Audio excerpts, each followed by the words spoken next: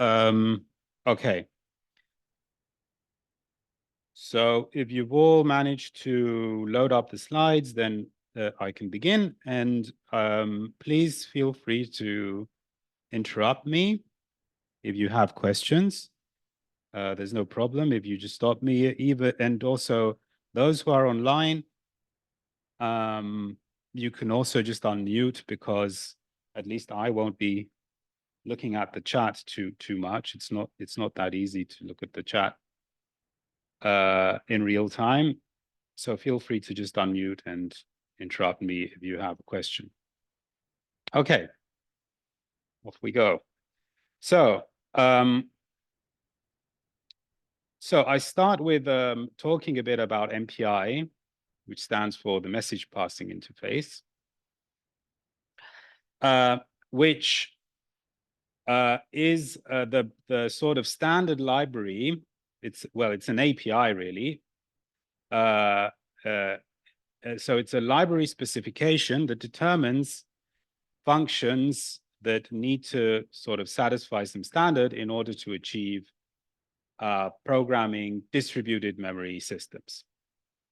There are various implementations of this library. Some, maybe most of you are familiar, for example, with OpenMPI, which is just one implementation, which is open source, but there are also vendor-specific implementations of the library, such as Intel MPI.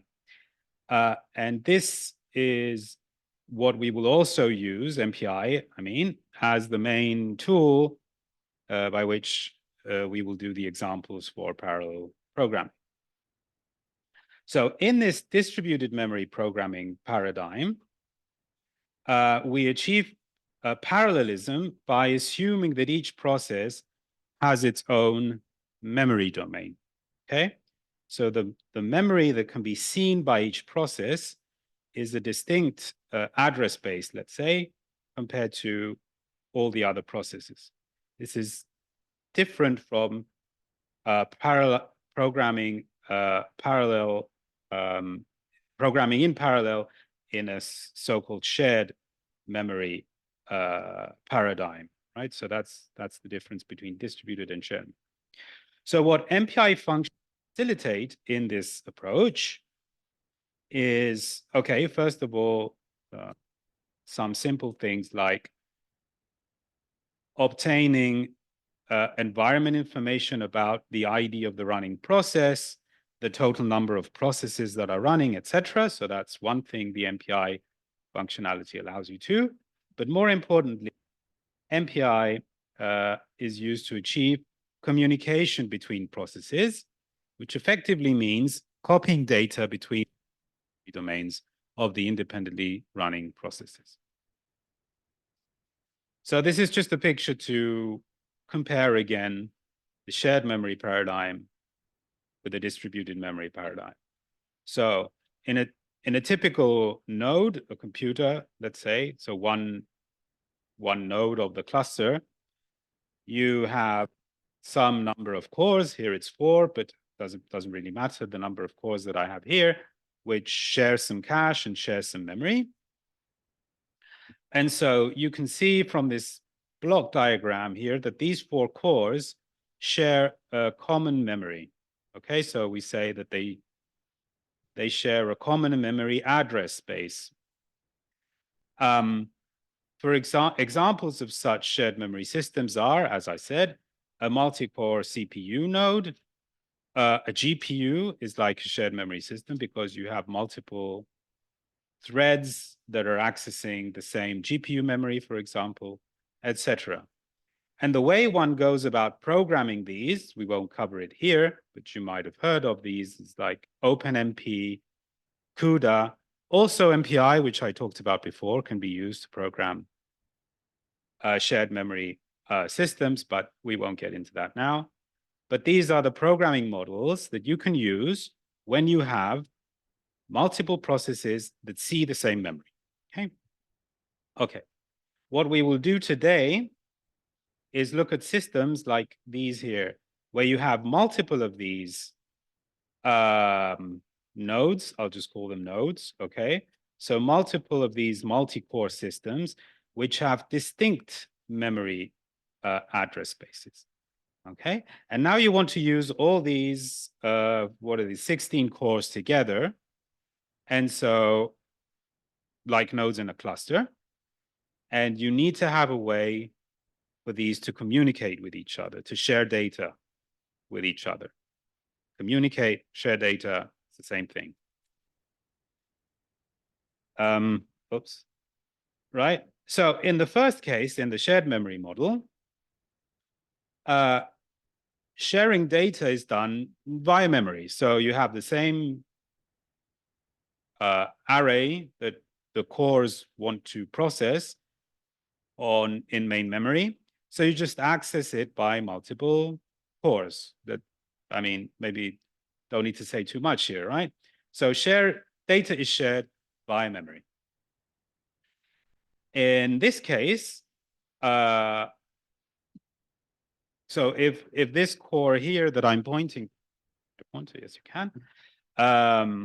If this core here wants to access some data that is on another node, then you need to do an explicit transfer of that data from one node to the other, right? So you need to do an explicit copy over some network, presumably, right? Doesn't have to be a network, but most of the time it's a network, so that the data that was held here ends up in this memory domain, so that this core can now access that same data that was on the other node. Okay, so this is what distributed memory means. It means programming in this fashion here, where you need to explicitly transfer data from one memory to another memory in order to achieve communication, rather than, this is in contrast to this shared memory approach, where the processes see the same memory. Okay? So this is what this is what this introductory session is today, right? Until the coffee break, to give you some basic concepts of how you go about doing this, some introduction to NumPy with some first functions that one learns in order to do this kind of program. Okay.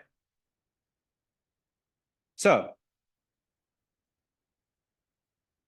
trivially, so running a program in parallel. So if you have any experience with Linux, you know that you can, so just ignore this SSH node 1, right? So I can just run a Python script, put an ampersand at the end, and then this script is run in the background, right? And so if I stack, 3 of these like this, then these 3 will run in parallel in the background. So that's a lazy way of achieving some form of parallel processing.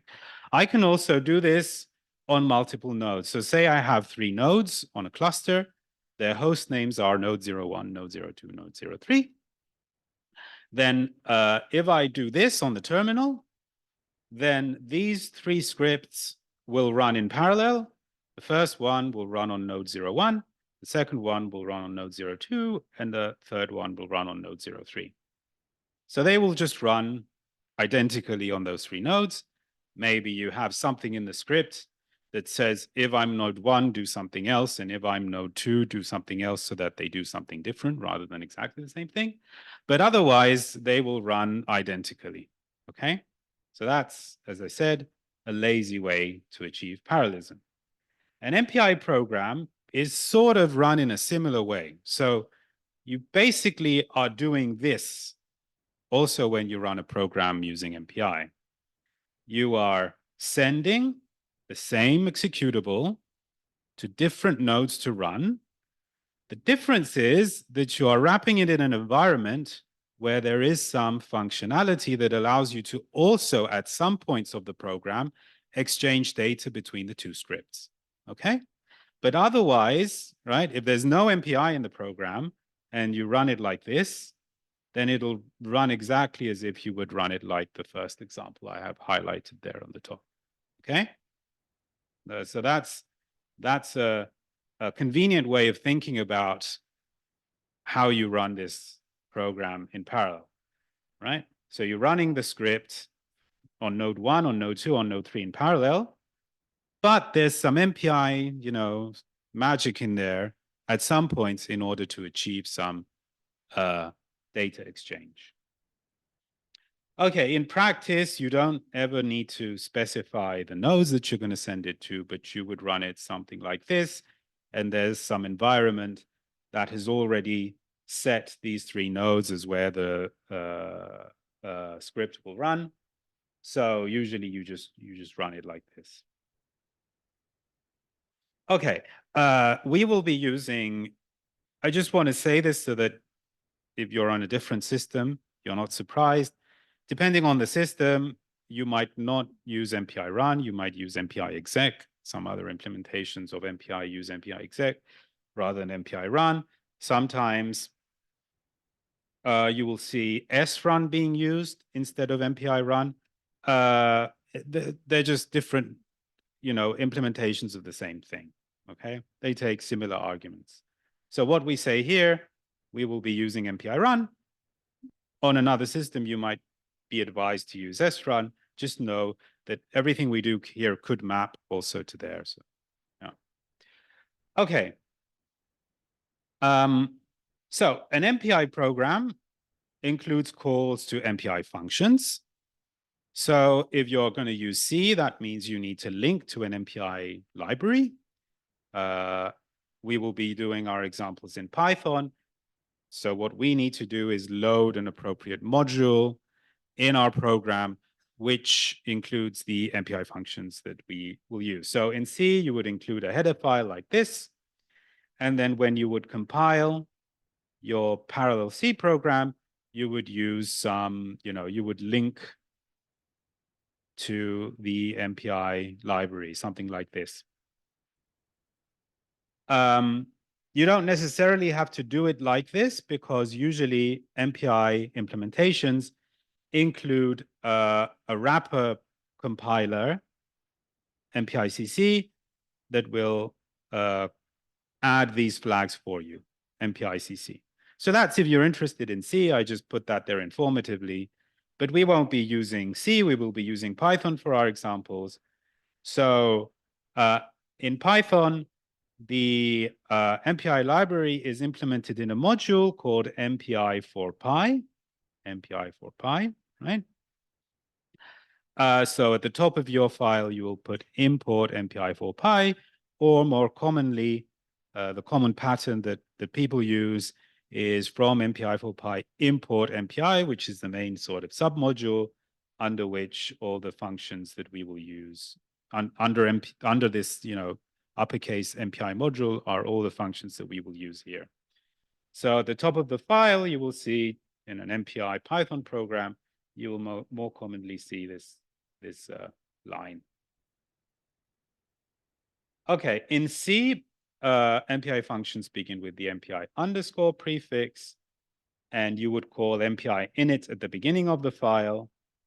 But in Python, the initialization happens basically here when you do this from MPI for Pi import MPI.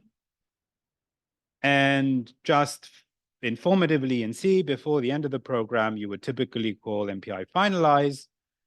So every MPI function in a C file will come between MPI init and MPI finalize. In Python, you don't need to worry about calling this finalize function. Okay.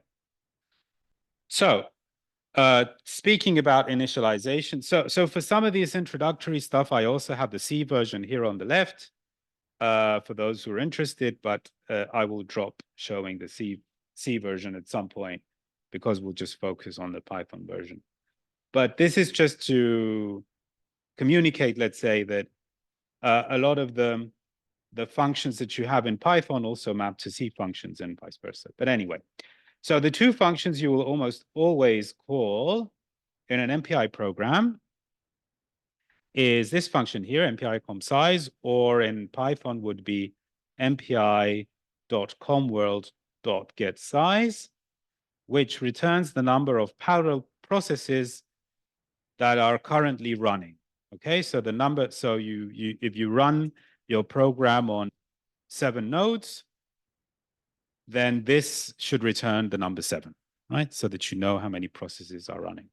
Remember, you are running 7 versions of the script in parallel, and you want to know in each one of the scripts how many are in this group. That's what you're doing here. So you call this function, it gives you the number 7.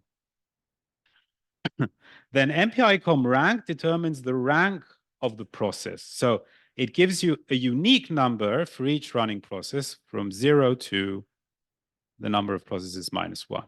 Okay, so again, remember the example I gave you. You're running these 3, or I don't know, let's make it more interesting, 7 processes parallel. There, and you call this function, each one of, right, and each one of this parallelly running scripts calls this MPI-com-rank function. One of those, guaranteed that one of those will return 0. For another one of those, it will return the number 1. For another one, it will return the number 2, etc., up to the number 6. So each one will get a unique ID. Okay, so this is the first example of a function that returns a different value depending on the instance that's running. Okay. So this can be used, of course, to differentiate between the parallel running processes. This is the pattern that you would use typically to call these functions. So in C, you would call MPI-com-size, and the number of processes and the rank would be an argument to the function. In Python, it's the return value of these functions, right? So you call nproc equals MPI-com-get-size, and rank equals MPI-get-rank. Okay, so this this variable that I'm putting here, MPI-com-world, and which also is trailing here this after this MPI module, com-world. So this is called an MPI communicator. So in MPI, a user can partition the processes into subgroups, and this is equivalent to defining so-called communicators. So a communicator is just a group of processes, okay? By default, when you start MPI, so when you call from MPI for PI import MPI, the default communicator is initialized, which includes all the processes, which is called world, right? So that's all. I just need to explain to you what this MPI-com-world. So we won't be covering here any other communicators than MPI-com-world, but you know, just be aware that there is this functionality in MPI if you want to use it for something more advanced. Okay, note that there can be no assumption safely made about the order in which each rank runs. Okay, so you run it the first time, then maybe you see this print statement from rank 1 be printed first, and then, I don't know, rank 0 is printed last. You run it a second time, the order might be different. Each process will read the print statement at an undetermined time, and practically you will get random order of the results, okay? So unless you explicitly synchronize your processes, you can make no assumptions about the order in which things run. Okay, so here's, you would run this program. So in C, you would need to first compile it and then run it with MPI run. In Python, you would just run it like this, MPI run minus n. Here I'm using 5 processes. And then in some random order, you would get one line from each process, okay? So see, you have one printf statement here, just to explain this again a bit better. So you have one print statement here in the script, and you're running this 5 times in parallel. And as I said, each one will get a unique rank from 0 to 4. So note here that the order is random. So unless you do any explicit synchronization, the order of will be random.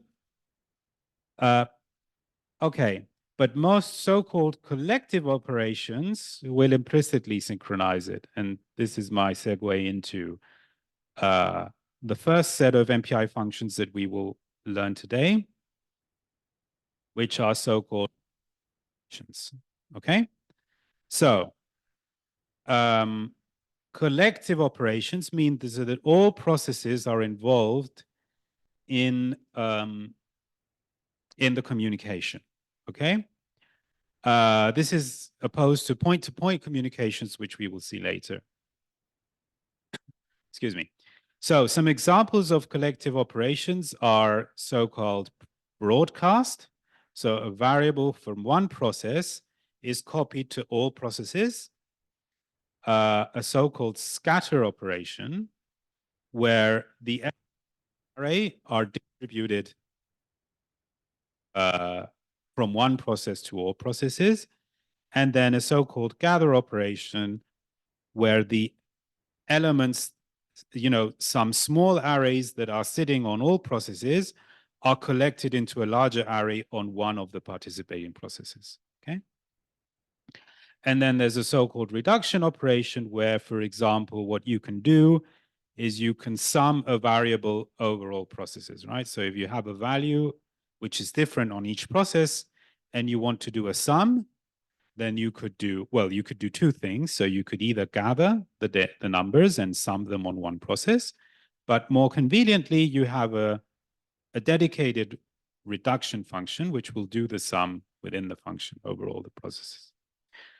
Okay, so here's a pictorial representation of the three first functions. So a broadcast operation. So you have an array here which has 4 elements, and you want these 4 elements to be broadcast, right? To be copied exactly as they are to arrays on the other participating processes. Here we have 3 processes, right? 0, 1, and 2. So you call the broadcast operation, and this array is just copied to everybody else. Okay, simple enough. Okay, a scatter operation is similar, but not exactly the same. So for example, here, process 0 has an array with 6 elements, and you have 3 processes in total, including process 0. Okay, that might not be obvious at the beginning, but including process 0, you have 3 processes which have allocated their own smaller arrays, each with 2 elements.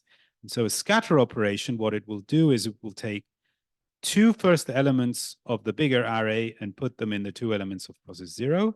The next 2 elements in this example of the bigger array and put it in the 2 elements of process 1, and etc. until the last process. So when you call it, you need to be a bit careful that the number of processes and the number of elements match, right? So that this can work. And then the gather operation is just the opposite of a scatter, right? So you can probably imagine what this does. So you have the little arrays on the processes, and you want to collect the data into a bigger array on one of the participating processes. Okay, just one thing to note is that process 0 is participating on both sides here, okay? So usually when you scatter, for example, then the process that holds the big array will also need to hold the smaller array, right? Even though it already has that data.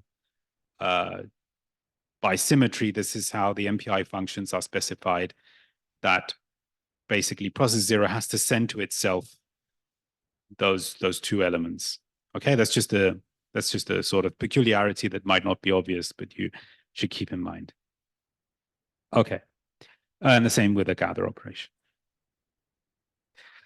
Okay, I just want to run through the signatures. This is not that, I mean, yeah, I mean, just to see exactly what you need to specify in each case, right?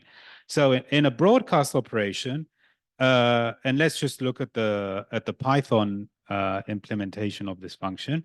Basically, all you need to specify is what you want to broadcast and who holds the original version of what you want to broadcast, which usually is the process with rank 0, okay? So two arguments, the buffer and the root process, as we call it, which holds the data. So in this case, the root process is process 0, and almost always it's 0 because you write your program in a way so that it works with how many number of processes you're running it on. And process 0 is always present, right? If you run it with one process, two process, any number of processes, there will always be a process with rank 0. So that's why usually the root process is set to process 0. Okay, so an example, broadcast from the root, the 4-element double precision array R. So in C, you would need to also specify the type and the number of elements in the array. In Python, these are all inferred from the variable itself, right? Because Python has ways to know the type and the size of the array. So you would just call something like this in Python. Here's a bit of here's this bit of an edge case. Let's say you want to broadcast a scalar variable. In Python, you need to turn it into an array first, for example, using a NumPy array, and then send it over, right? Because it needs to get its size. Okay, so one way is to, it's not the only way, but a common way is to turn it into a single element array before you broadcast it. Okay, in C, the data type is important because in C, there's no way to know the type and the number of elements. You just set a pointer here. In Python, this is easier, right? So you just have, as I said, the variable and the root process. Okay. That's not so important. So, okay, so then we look at the signature of the scatter operation. And again, I'll ignore the C stuff here. Maybe we can just focus on the Python just to see what you need to specify, right? So you need to specify 3 things. Again, let's go back to the scatter operation just to remind you what it is. So you have a big array on the root process, and you're distributing it basically to little arrays in the other processes in the group. So you just specify first the send buffer, so the big array, then the receive buffer, so the smaller arrays, and where this, so this root rank, this is the rank of the process that holds basically the send buffer. So some examples here. Again, I have this in C if somebody's interested, but I won't say too much. So for example, if you have, this will only work, what I've written here, these 3 lines here, will only work if I have 3 processes. So this process 0 will have some random 12 element array here, and I want to distribute it to 3 processes. So I need to have an array on each process. I need to have an array with 4 elements, right? 4 times 3, 12. So this is the sending, this is the receiving array, and the root process is 0. Okay. Again, a bit of an edge case. Let's say I want to distribute, let's say I have a 4-element array on the root process, and I want to distribute it to 4 processes. So I want just 1 element to be sent to each process, right? So now I want a scalar to reside on each process. Then typically what you would do, again, this is not the unique way of doing it, but it's a common way of doing it. You would allocate a 0-dimensional array as the receiving buffer on the processes for the scatter. Okay, that's just this is the tricky bit in Python that you.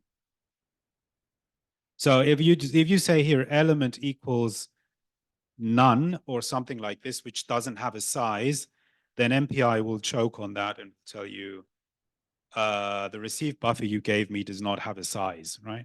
So you need to specify element to be something which has a size, even if it's 0. Okay, and then the gather operation is just the reverse, right? So even if I didn't have this slide, you could probably guess what the arguments would be. So again, the order is first you put what you want to send, and then you put what you want to receive. But now what you want to send, I'm going back to the pictures that I was showing. But now what you want to send is the smaller arrays, and what you want to receive is the bigger array, right? So it'll look something like this. So in this case, collect a 9-element array at process 0 by concatenating 3 elements from each of 3 processes in total. Right? So on the root process, you need to initialize an array which has 9 elements for this to work, at least 9 elements. And then if you want to do a scalar, then again, the scalar needs to have a size, right? So you need to have it be, even if it's a 1-element array, it still needs to be an array with 1 element. Okay, and the last collective operation that I want to show you is this reduction operation, which, as we said, what it does is it can sum, or not just sum, but you could have other operations like do a product or do some logical operation on variables that are held on all processes. So here in this example that I have here in this picture, excuse me, each process has a 2-element array. So each process has an array of size 2, to say it a different way. And what you want to do is you want to sum these arrays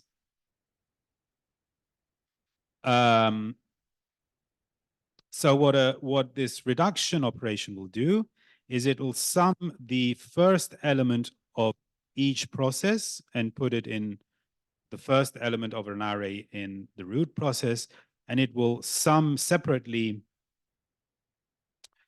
the second element of this array, for example, and put it here in the second element of a 2-element array on the root process. Okay, so it sums element wise, right? That's what this operation. And again, this op is by default a sum, but it could be something else. So it could be product, right? You could do a multiplication across processes. Again, you could do a logical or, logical and, right? If you want to do something like this. And the signature again is the first argument is the send. So the first argument would be these arrays here, and the receive buffer, which would only be significant on the root process, would be where you want the sum to actually reside on this process. Okay.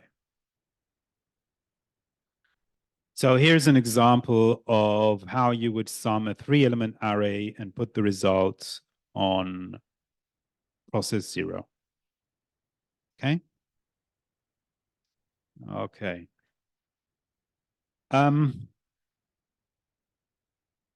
Yeah, again, this special case for when you have just a single number on each process that you want to do this reduction on, then you need to turn that single variable into a 1-element NumPy array.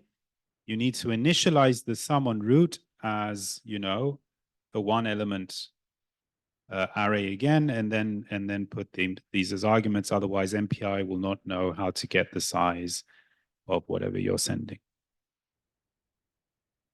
Okay, some things.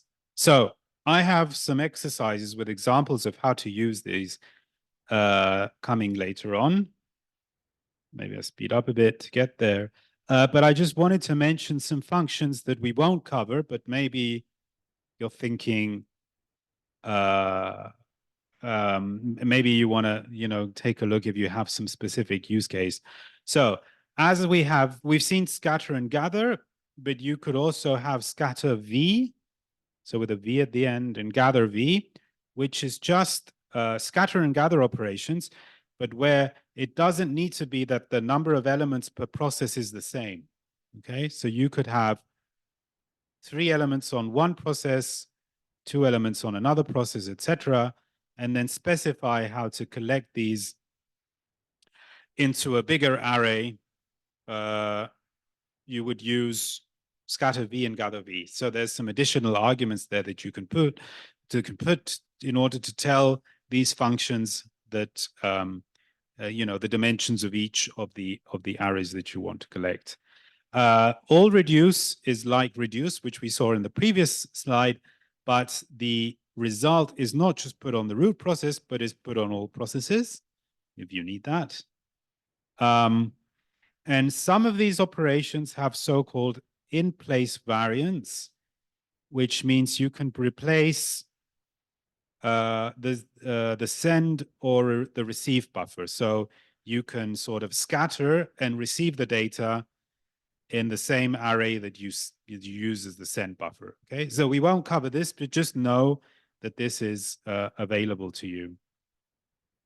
So here's an example of how you would use a reduction operation where the result goes into the same variable that you sort of sent. Okay. This is just informative. We won't need it later in the exercise. Okay. So before we go on to the exercises, I want to say another last thing. So what we've seen so far are collective operations. And I said at the beginning that these collective operations are in contrast to point-to-point operations. So collective operations, I said, are where all the processes participate in the same communication. Point-to-point communication is when you just have 2 processes communicating with each other, okay? So most common case is the so-called send and receive operation, which you need to have the 2 processes that are doing this communication. You need to specify a sender process and a receiver process, and the sender process needs to call a function which says send this data to some rank.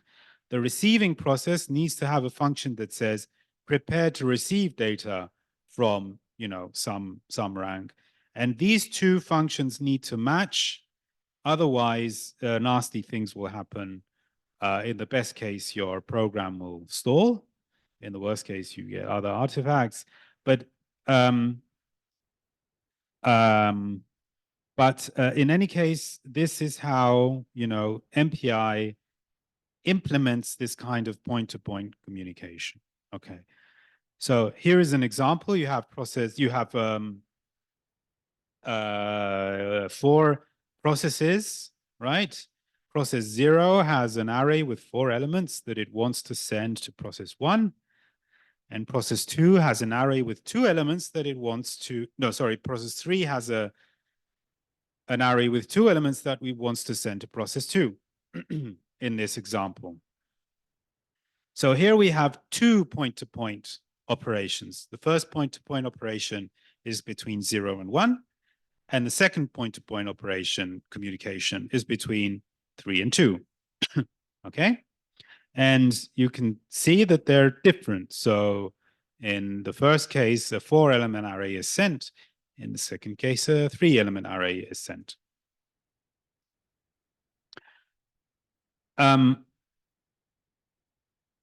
So in this case, you would need process 0 to call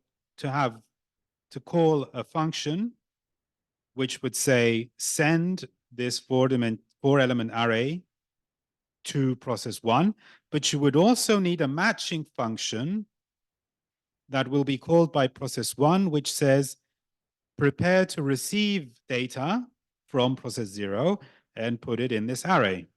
Expect 4 elements, something like this. And then the same thing should happen between process 2 and process 3. So process 3 should have a function called, which is a send, so that it says explicitly send these 2 elements to process 2. And process 2 should also have a matching receive function. And these are the signatures of the functions that you would call. So one is the first one is the send, and the second one is the receive. And you might, so if I just asked you without showing you this, what do you think the arguments of a send should be? Then I'm pretty confident that you could tell me that, well, I need to tell it the array that I need to send and where it needs to go, the rank of the process and where it needs to go. There's one additional argument here, which is a tag, which maybe would not have been obvious. And this is just an integer that you use to tag the message so that if you have multiple messages that are going to the same process, that you can sort of differentiate between, okay? So that's the only additional argument that maybe would not be obvious here. On the receiving end, again, if I would just allow you to intuit with what the arguments would be, then you should be able to come up with, again, the array where the data will go, and probably the rank of the process that is sending me the data, right? Then, of course, you need a tag, as you have in the send. So if you want to differentiate between tags, then you can do it. You can also actually, what I should have said is that this is an optional argument, right? So you can just ignore the tag in Python, and it's just assumed to be 0. On the receive side, though, you can also have another variable, which is a status, which is just some MPI object that you can query later to see if the receive ended successfully and other things. We won't be looking at this here, and we will effectively just ignore this argument. So you need to specify a source rank for the send and a the other way around. You need to specify a source rank for the receive and a destination rank for the send. And you can use tags to differentiate the messages, or you can just ignore the tag, in which case it doesn't really matter if you're not sending multiple messages to each process. Okay, so here's a trivial example. You have some process I, that wants to send 4 elements to process J. Then you would do something like this. So remember, this script is being run. So this is a part of the script in a larger Python script, presumably, that you are running using MPI run. So there might be, some number larger than 2 of processes running in parallel. But all you want to do, for some weird reason, is to send from process I to process J this 4-element array, let's say, just for the sake of this example. Then what you would do is you would query the rank of the running process. And if the process would have a rank of I, then you would call an MPI send. And if the process would have a rank J, then you would call an MPI receive. Simple enough, right? So all the other processes would fall through this if statements. And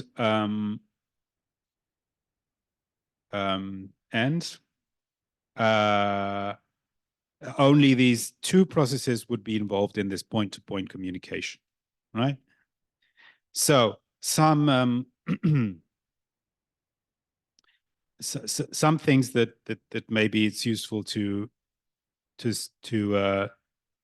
say here. So if you forgot this, if rank equals J, for example, then then what happens? So only rank I comes into this if statement, and the rank I sends to process J this array. But then, as I said, if you were to forget this if statement here, then all processes would call this receive function, right? So what will happen? Well, the process with rank J will exit this function because it will receive the data, but all other processes do not have a matching send, so your program will block there. Okay, this is what would happen if you would forget this if rank equals J. Okay. Similarly, if you would forget this if rank equals I, then all the other processes which are not sorry, if you would forget this if rank equals I, then all processes would send to rank J, but you would only have one receive. So I don't know if it would necessarily block, but probably weird things would happen depending on who actually gets to call this MPI send first and who gets to call it last. Okay. Now, the last thing I want to say about these point-to-point communications is that very often you have a pattern like the one I'm showing here, where you have a variable or an array on all processes that you want to move sort of forward or backwards or do some communication like this. So in the specific example that I have here on the image, every process, all processes want to send a variable to the next process, okay? This is what we want to do here. Now, this pattern here, the way I've put it, this will not work because the send will never complete on any process, right? Because for the send to complete, you need to have a matching receive. Everybody is calling a send, but everybody's stuck in the send, right? All processes will get stuck in the send before a receive will be posted to actually receive the data. One way around this, so this will result in a so-called deadlock. A receive can only be posted once a send completes, but a send can only be completed if a matching receive is posted. So you see what the what the problem is here.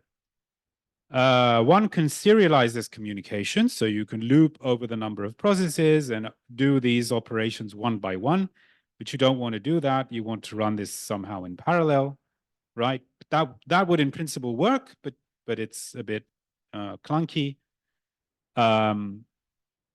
It's also inelegant. So what you have is an MPI function which basically implements this. So it's called a send receive operation. So it does this, so in the same function, you specify the arguments of the send and the arguments of the receive, and it's guaranteed that it won't block as long as the send is matched with the receive. Okay. So in this case, you would do something like svar, the sending variable, send it to rank +1, and receive from rank -1 the receive variable. Okay, so you can see that the arguments that I put here are the same as I had here, right? Excluding the tag, which I just put 0 here. But this will go through. This function here will go through. The previous pattern would block if I were to write it in an MPI program. Okay, so these functions we will use in some examples just to see how they work in practice. But I wanted to give you here some additional functions that we won't see, but maybe it's useful that you know about.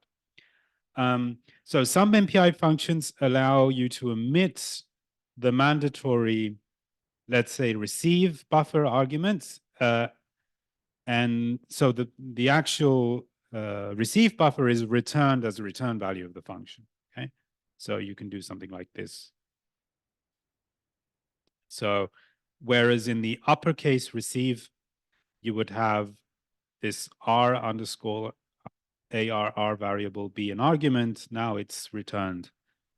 It's just, yeah. There are non-blocking variants of send and receive, which are I send and I receive. The I stands for immediate, which just means that the function returns immediately and does not wait for a matching send and receive. So this would be another way to overcome this problem that I said here. You have a where it blocks. You could use I send and I receive here. So when you use these, let me get back to, yeah. So when you use these functions, they receive immediately, but then you don't know if the message has actually been received. Huh? So what you would do is you would call it in this pattern, right? Where you return this request variable from MPI.com world. I send, and then you poll this request variable. So here's where the program blocks until the message is received. Okay. So in here, you could call in principle an MPI receive, and this will not cause a deadlock. And I think now, yeah. Okay. So, right. So what I have now is some exercises to show you how this all works sort of in practice.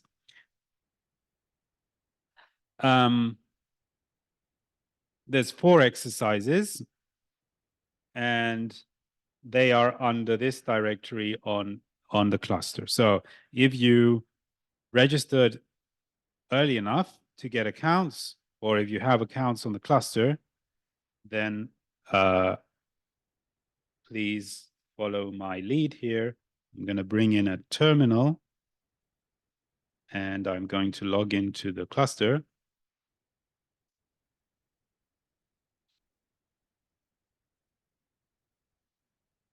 And yeah. Okay. Just give me a second.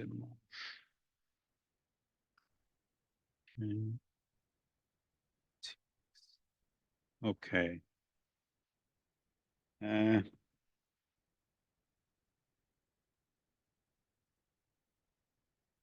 Is that large enough? Yes. Hope it's large enough.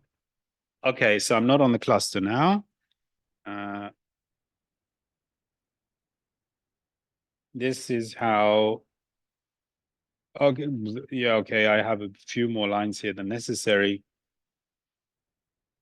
Don't worry about that. So this is how you would log into the cluster. If you should have gotten in, as I said, if you registered early enough, you should have gotten instructions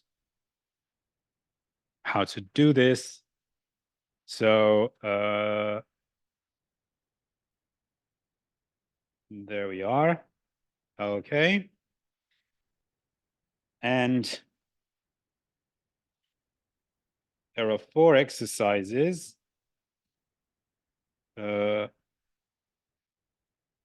Which I will copy to my home well, maybe I make dear, I don't know, Euro CC training exercises. You don't need to create this directory. This is just so that I don't interfere with other stuff. Okay, and now I can copy these. All right, so let's see. Yes, so you see there's exercise 1, exercise 2, exercise 3, exercise 4, once I copied this directory. Okay. Now, if you don't belong to this group, you might not have read access. Yes, is that the case? Yeah, I can probably fix that. Or can I? Let me see if I can fix that. LSD. Yeah, okay, this should be possible. Let me see. No.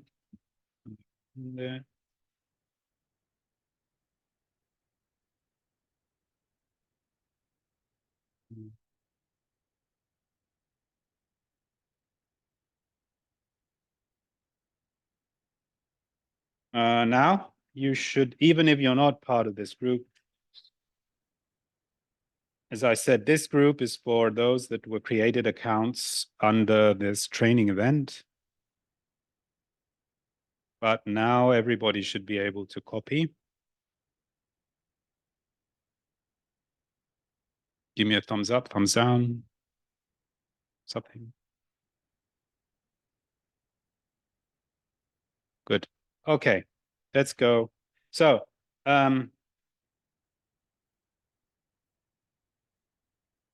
so I assume you already know how to log in and that you have had some training, for example, the previous training in the series, where you use Slurm, the job scheduler, sbatch, sq, these commands. Just a bit about the structure. Each folder includes an exercise Python file and a submit script. And the workflow will be, you need to modify the Python script. You submit the job, sbatch, sub, x, and then the number.sh, and then you look at the output to see if you did it correctly. No job should take longer than a minute to run. So if it takes more than a minute to run,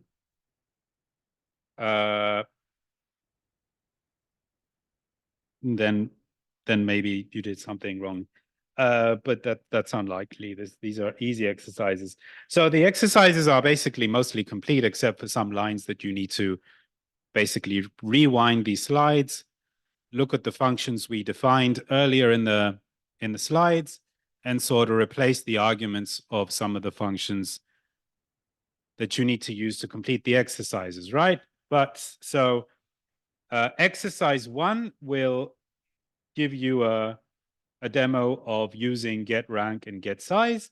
Exercise 2 will give you a demo of using broadcast, scatter, and reduce. Exercise 3 uses gather, and exercise 4 uses the previous ones plus the send receive. Okay, so this is what you need to use. It's also said in the comments, but this is basically what you need to use for each of the 4 exercises.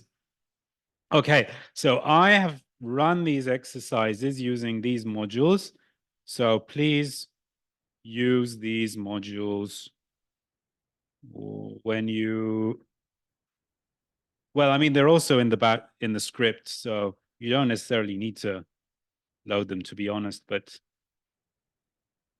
I don't know if you're going to do anything interactively or something like that, then I'd encourage you to first purge so that you don't have any other modules, and then load these modules. And now you have NPI for Py and NumPy, etc., and the correct Python version loaded. Yeah, which is this one, which these have been tested with. Maybe others will work too, but I've just tested them with them. Okay, exercise 1. Let's see. So I will cd into ex01. There are 2 files, xeo1.py and sub xeo1.sh. So this is the Slurm script which will run it. And this is the Python script that I want you to modify. You can use your favorite editor to open the script. And so this is easy. This is the easiest exercise. We start from an easy exercise. Complete the MPI functions here. So I want to get the rank, and I want to get the number of processes.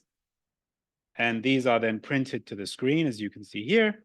If I leave it as it is, this is an error because there's nothing after the equal sign. I need to write MPI dot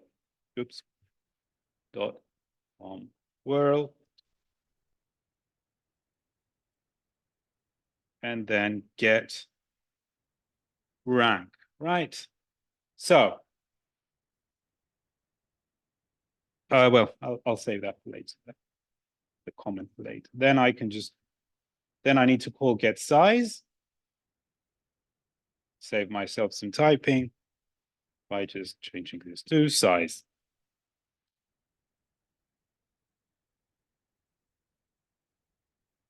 All right, that's all you need to do here, just to warm up. The other file that is in this, so that's me. Okay, so I'm done here.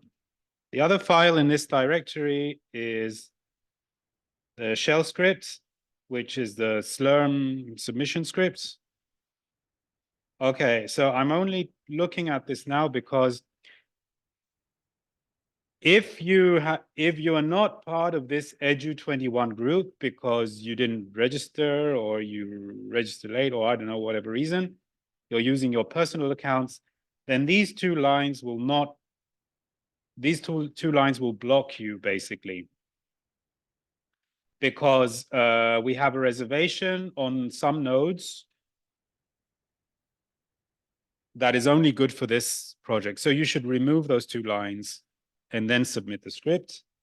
And if there are free nodes, then you will run. If there are no free nodes, you will not run. But that's what you get for not registering.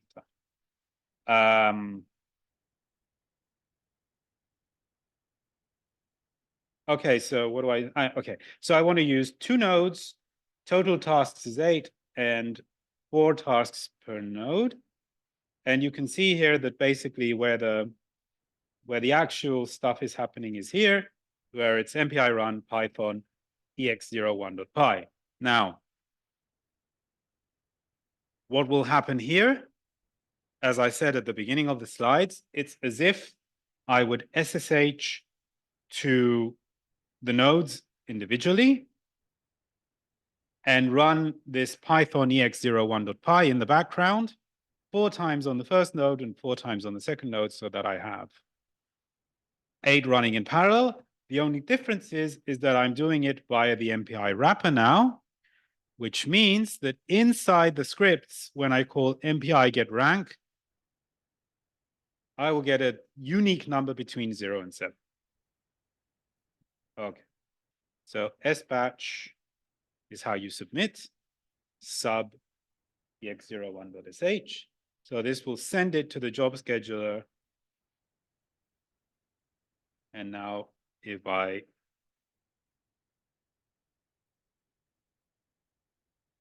it's already done. This is the output.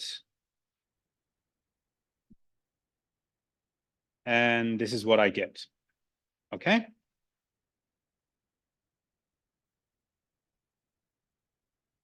So what I see here is this is rank number of nprog equals 8 on node either 3 or 4. So I hope you're convinced that indeed this run on 2 nodes and that indeed 4 processes run on 1 node and the other 4 run on the other node, right?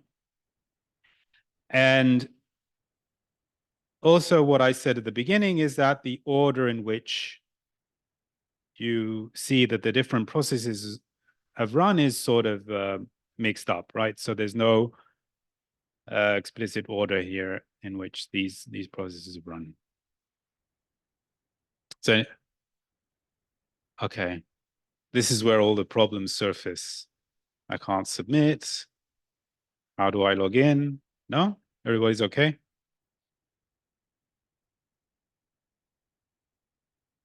Yeah.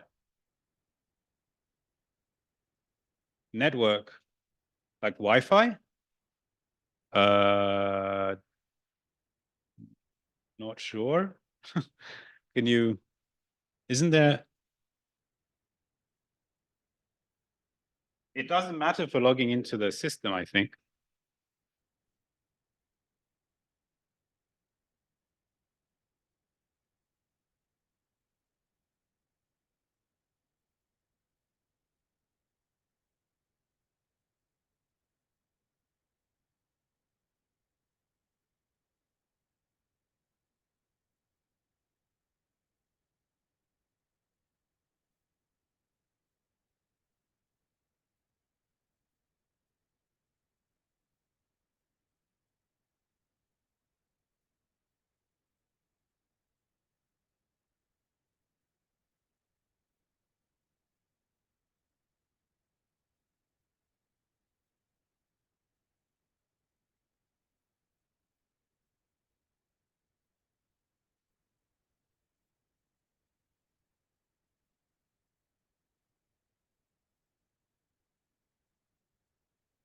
Okay.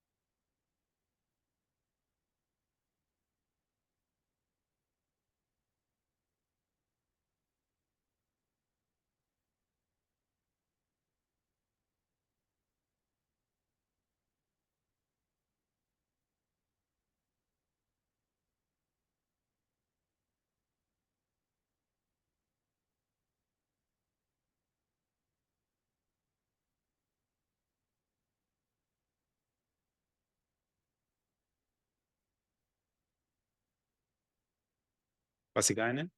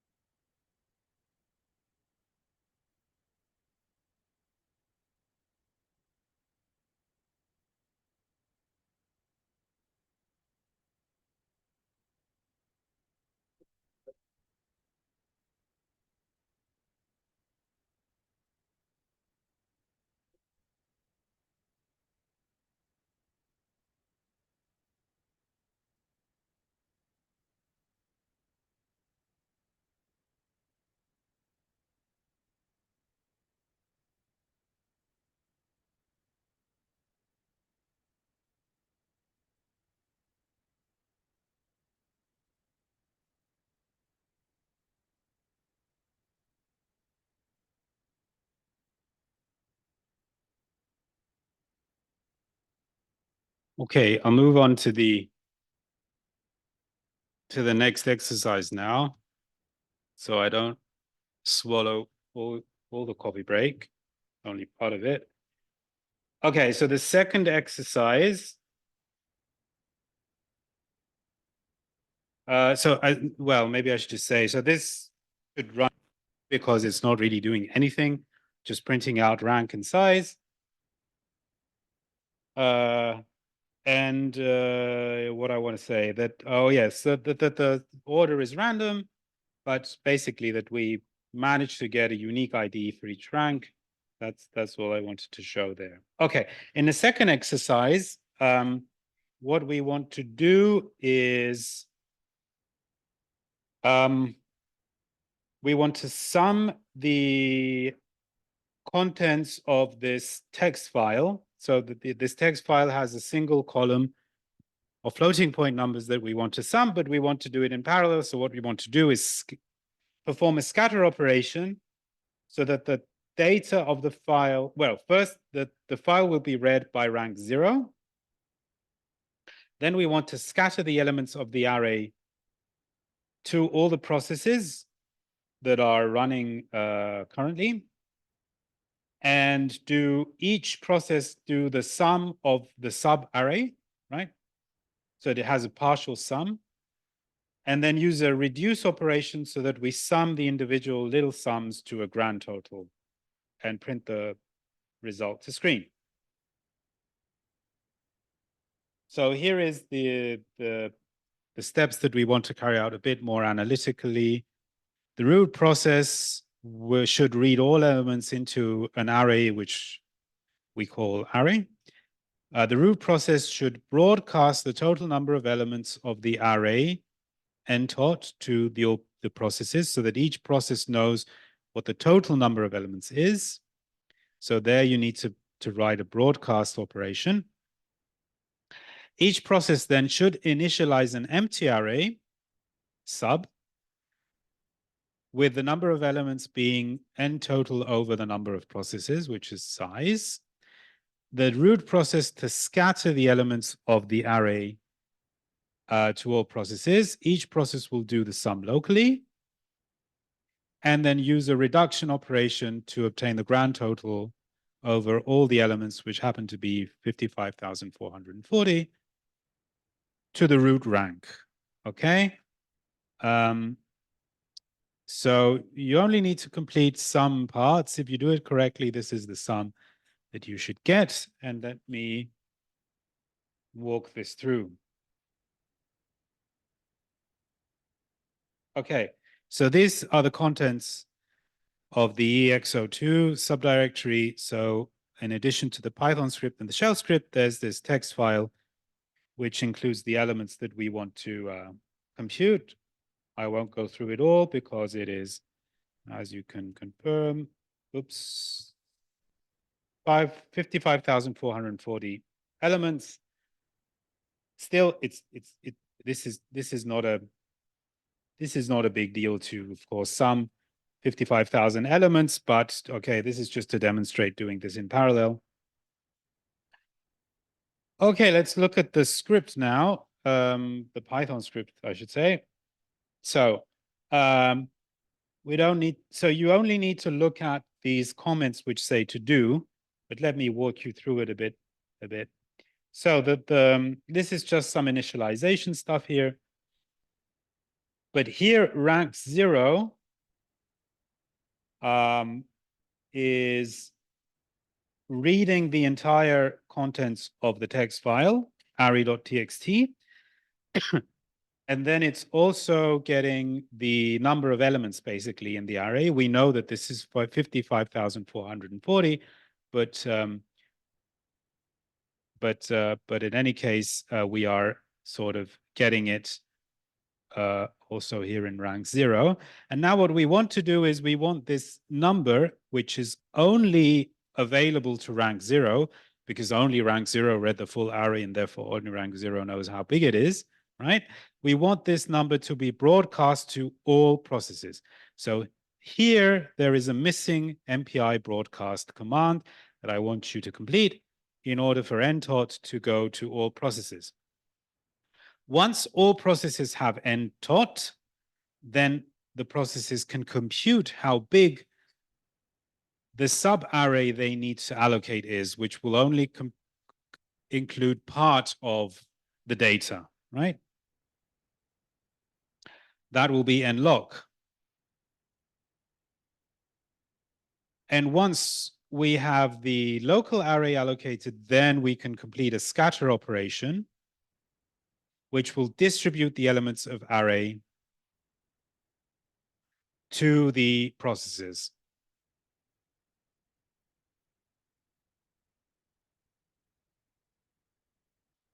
Okay, once each array has a part of, once each process, sorry, has a part of the array, then you can do the local sum. But this is only the sum of the sub-array which corresponds to each process. So later we need to do here a reduction operation so that overall processes, the data is summed in rank 0. And then rank 0 here prints the total sum. As I said, if you do it correctly, then you should get this number, which is given here on the slide.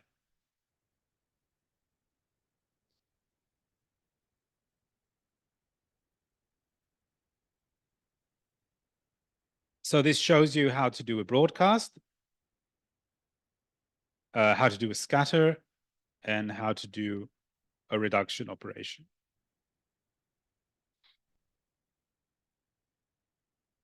I'll pause for a few minutes so that those of you who want to try it before I do it get a chance.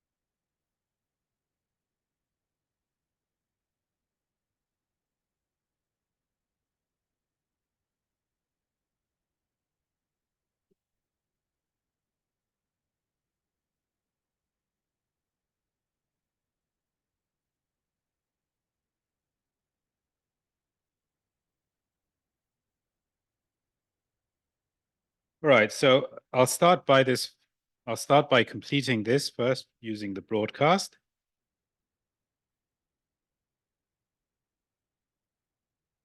And this takes two arguments. The first is what I want to broadcast. And as I say there in the comments, you want to broadcast ntot.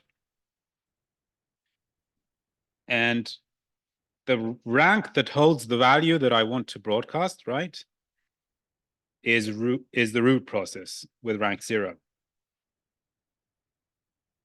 So now after this function returns, all processes should have, in this case, the number 55,440 in the variable ntot. Okay, now nothing to do here.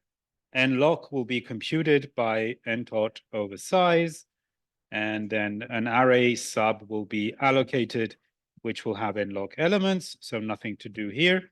But here is where we want to scatter now the array.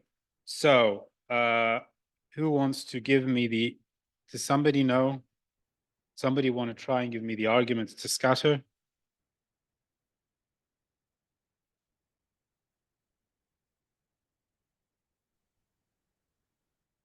Okay, Alexi. Array, sub, and yes. So the first argument is the send array, and the second argument is the receiving array. And hopefully all the sizes will match now. They should match because we've allocated some to be n-log. And we know that there are size number of ranks, and we know the total array is n tot, so everything should work. Okay, then the local sum. Can I ask something? Yes, Should we always put root equals 0 or just put 0? Yes. So in Python, a named variable, you can omit the name if it's in the correct order. This is just the Python syntactic sugar to allow to do this, but you can also do this. Is this the question? Yes. Also on the line of np.empty, you say equals n-log. Is this why we use a named variable and not just the variable n-log? So the question is why I didn't do this? Yes. This is a bit more obvious what n-log is. I don't know. I mean, it just, I mean, Python allows you to put the names of the variables that you pass, or the names of the arguments, I should say. So sometimes I decide to do it, sometimes not. It's a bit random. I don't know why I put it. You don't need to. It's not mandatory, right? But it makes it makes it a bit maintainability. Yes, readability and maintainability of the code to put like you wrote your code. Ah, okay. So I'll continue to do that. Yes. Okay. Okay. Okay. So can somebody give me now the reduction that we want to do? So remember, now we have sum lock on each process. We want to sum the individual sum locks into sum tot, so that rank 0 prints them. So basically, all I want you to give me here is the order of the arguments. Anybody? Area? Sum tot and root equals 0. Okay. Yes. Sum operation. Excuse me? You should also put the sum operation. We can. So yes, the okay, now you caught me off guard. Which is it op? The third parameter, I think it's okay, you use named parameters. Okay. I think it's like that, but the default is sum. I have it in the slides.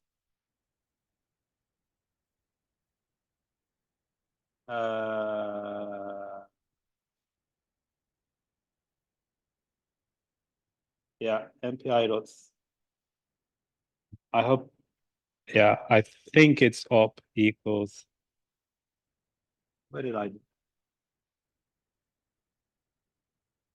Yeah. Oh, it's big op. Like this. Okay.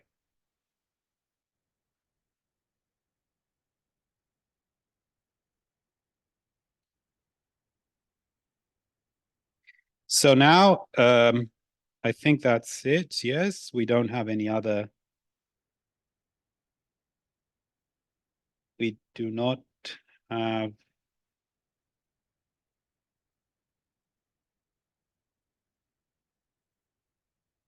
No, it should be little op actually. Just want to avoid any. Yeah. So we don't have any other to-dos. The submission script is just again loading the modules and running it on 8 processes. So now I should be able to submit it. And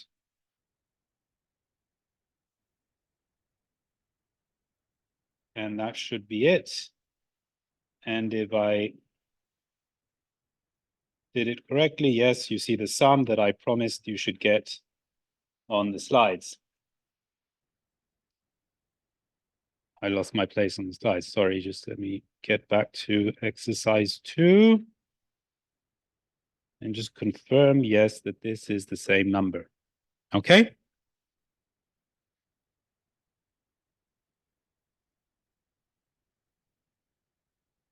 Okay.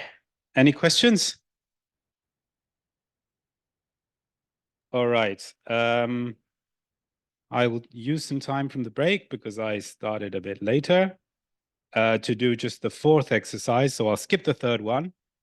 You can you can try it at home and ask me any questions if you have any. So in exercise 4, this is a bit more complicated than the other exercise we've seen. So again, you have an array with 55,440 elements that you want to read by rank 0. But what you want to do is compute this kind of discrete second derivative on the one-dimensional data which is in the array. Okay? So you want to do array of I minus 1 plus array of I plus 1 minus 2 times array of I. The catch, okay, so you want to do this. Now, this is easy to do on one process. The catch is to do this in parallel, where each rank only has a subset of the array. Okay? What we want to do is distribute. So maybe actually I don't go through all this text, but maybe I show a picture. So you have the array here that you want to compute this this derivative on. You read it in rank 0, so rank 0 now has all the elements of the array, and then you want to distribute this to the processes. So you do something like this. Now what we do is, and it'll become more obvious why we do this in the next steps, but we actually allocate the sub-arrays with 2 additional elements, the first one and the last one, and we put the useful data sort of in the middle, right? Starting from the first element rather than the 0th element. So the second element rather than the first, and going up to there. Okay. So the blue data now, the ones that are colored in blue, or is it green? I don't know, depending on how you see it. So they're not red. Ones are filled in. The red ones are undefined. So the 0 and the 4 of each rank here are undefined. So why are we doing this? Because now, if you want to do this operation that I talked about in the previous slide, let me go back to the previous slide. So you want to do this operation, right? I minus 1 plus I plus 1 minus 2I. So if you want to do this now, in order to get this operation here, you want to do well, let's focus on rank 1. So in order to do this operation here, you need to take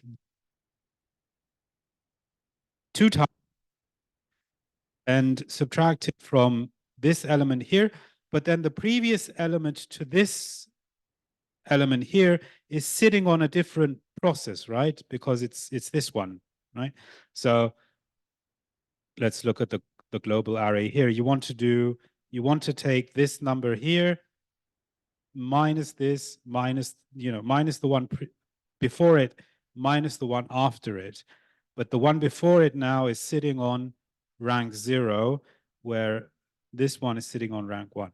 So how do we solve this problem? We will do send receives so that we communicate the edge elements to the different processes. So we do one send receive so that this number here goes, this number here, I should say, the one I'm pointing to now, goes up to the previous rank and fills in this extra element here that we left unallocated, right?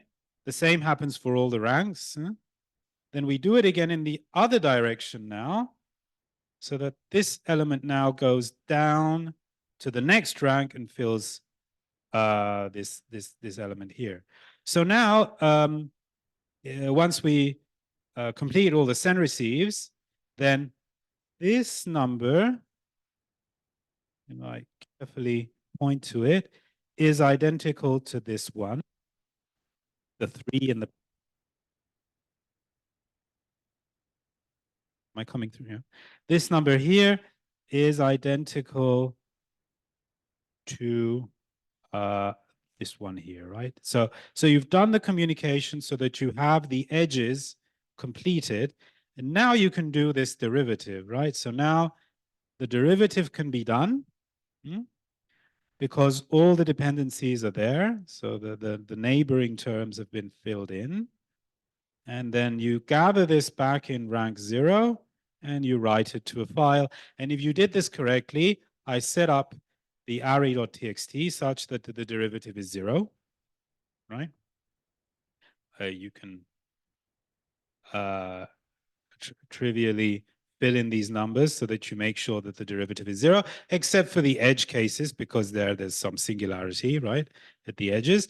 But everything else should be 0, and you should be able to confirm this by looking at the file that will be produced. So what do you need to complete in order to do the exercise?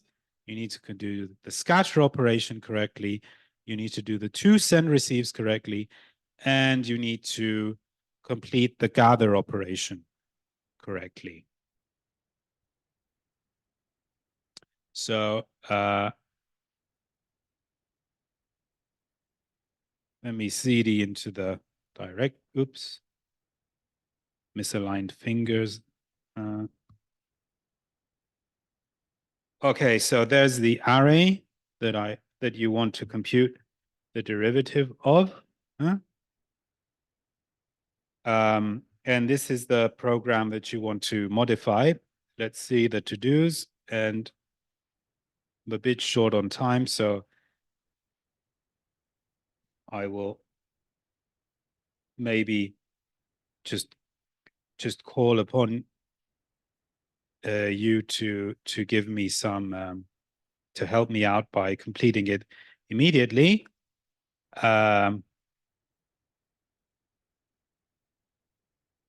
Just a second though. Oh. Okay.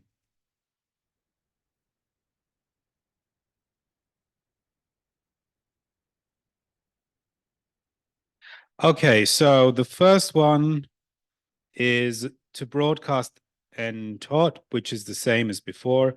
So actually, I will just immediately write this here. No, icon world, bcast. Okay, this is just to broadcast the number of elements so that, just like the previous case, we compute the local number of elements, but now the subarray has two additional elements, right? Which are these boundary variables that we want to fill in later with the send receive. So in the scatter, again, I'll focus on this picture. The scatter needs to be done such that the data go in the middle of the subarray, right? So they start at element 1 rather than 0.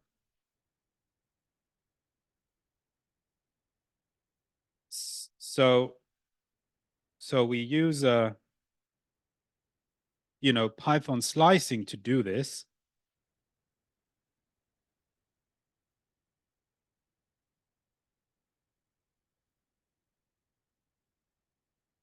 So the array that we will send is just array. That's fine.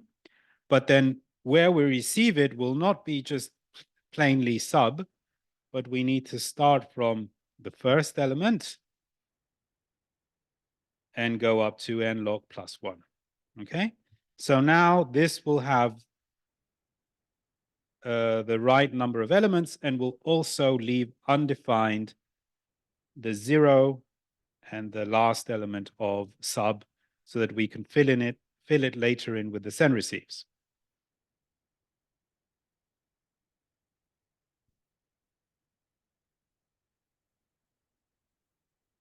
Okay. Then we need to do 2 send receives, as we showed, right in the, well, I mean, you can interchange which send receive you do first and second. That's not very important, but you need to do 2 because in the first case, you are sending to the previous rank and receiving from the next rank, whereas in the next case, you are sending to the next rank and receiving from the previous rank, as is shown here. And I think the order that I wrote these comments is the order in which it's also on the slides. So first, you need to send the appropriate element of sub to the process in the backward direction. Okay, so when you send in the backward direction, so you send like this, then the element that you want to send is sub element 1, right? So that's going to be your send buffer.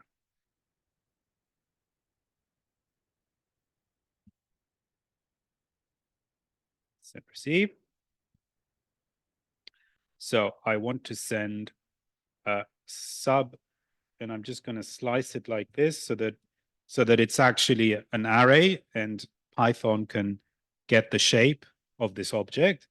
And I've already conveniently defined which rank is the next rank, implementing some periodicity so that the last rank loops back to rank 2, so that the last rank's neighbor in the forward direction is rank 0, and the first rank, so rank 0's neighbor in the backwards direction is the last rank. This is what these modulos do here. So I want this to go to rank B. The tag is 0, and then I want to receive it in, let's look at the picture again. I want to receive this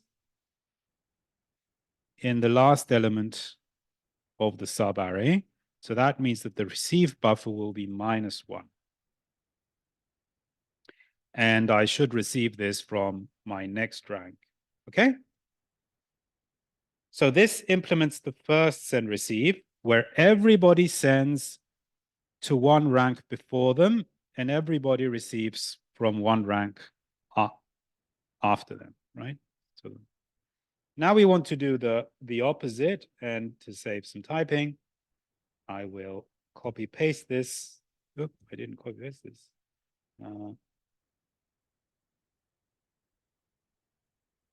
Let's read the comment. Send the appropriate element of sub to the process in the forward direction. So now I want to send in the forward direction. So I'm looking at this picture here, where this element is sent to the next rank. So again, I'm going to use slices here. One element slices. So this is not the last element, but the second to last element.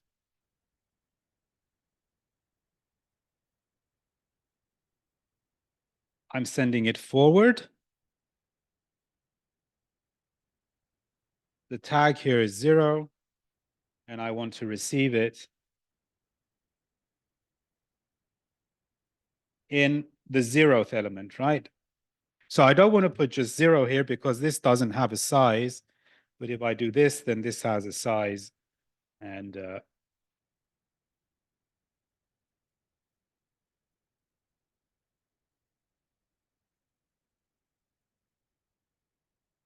okay, and the last thing I want to do then is gather. So this derivative here is computed. This derivative here is computed locally.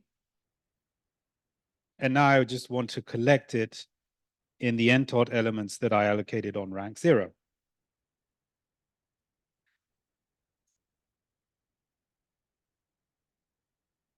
So this requires a gather operation where I send now deriv loc, as is shown here in the picture, has actually more elements than I actually need because it has the same size as sub. What I really want to send is only these colored elements here in the middle. So I will slice it from 1 to -1, put it, yeah, put it in the global derivative, and say that I want this in root 0. Okay, so I should be able to run this now.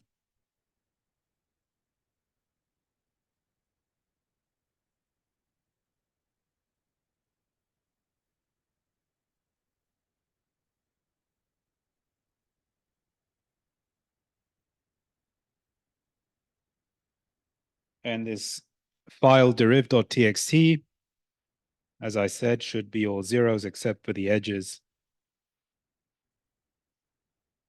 which have these singular values because, yeah, there the derivative is sort of infinite because you go. Okay. So I sort of sped through that last one because I'm out of time. But are there any, but you can, surely you can try this later on offline and come back to me. But are there any questions now about anything I did which was unclear?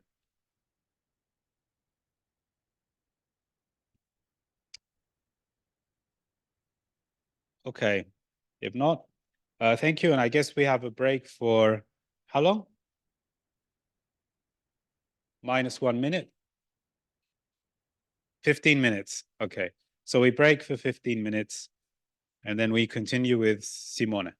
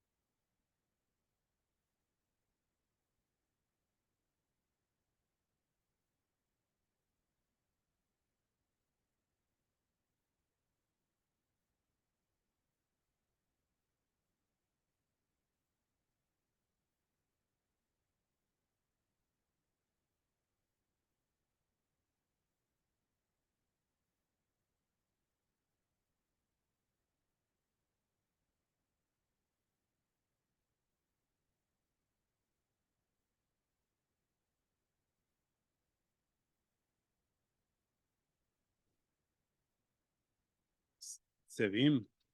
istediğim yaptılar. Ctrl X.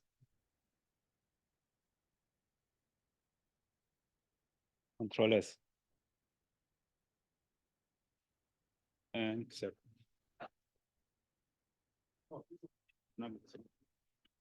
Sonra söyleyeyim.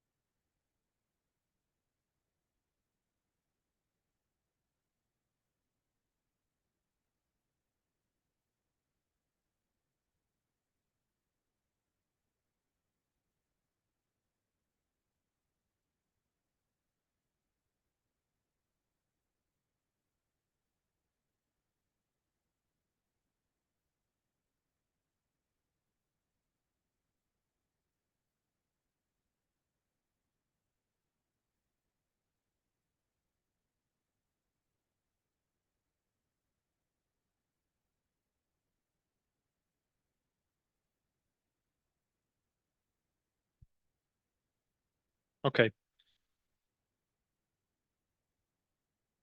I think we can start, or yeah, everybody back. So, okay. So I'm Simone Bacchio. I'm a computational scientist at the Cyprus Institute. And the topic I would like to discuss in this hour is about, it's quite connected to what also Giannis presented, but it's a bit more low level. And it's about how to use C or C++ libraries from Python. And in the specific with a package named cppyy that we will look at it today. The slides I'm going to show are available online, and you can just type in the link you see here. It will be also on the bottom of the slides. So cppyy 24, it's the name. Okay. A brief overview of the presentation. I will start with some basic knowledge on C, C++ libraries and how they work. Understand how these can be integrated within Python, and then we will see specific examples using this package that is named cppyy. I hope most of you are not aware of it, and yeah, you will be surprised by its powerful.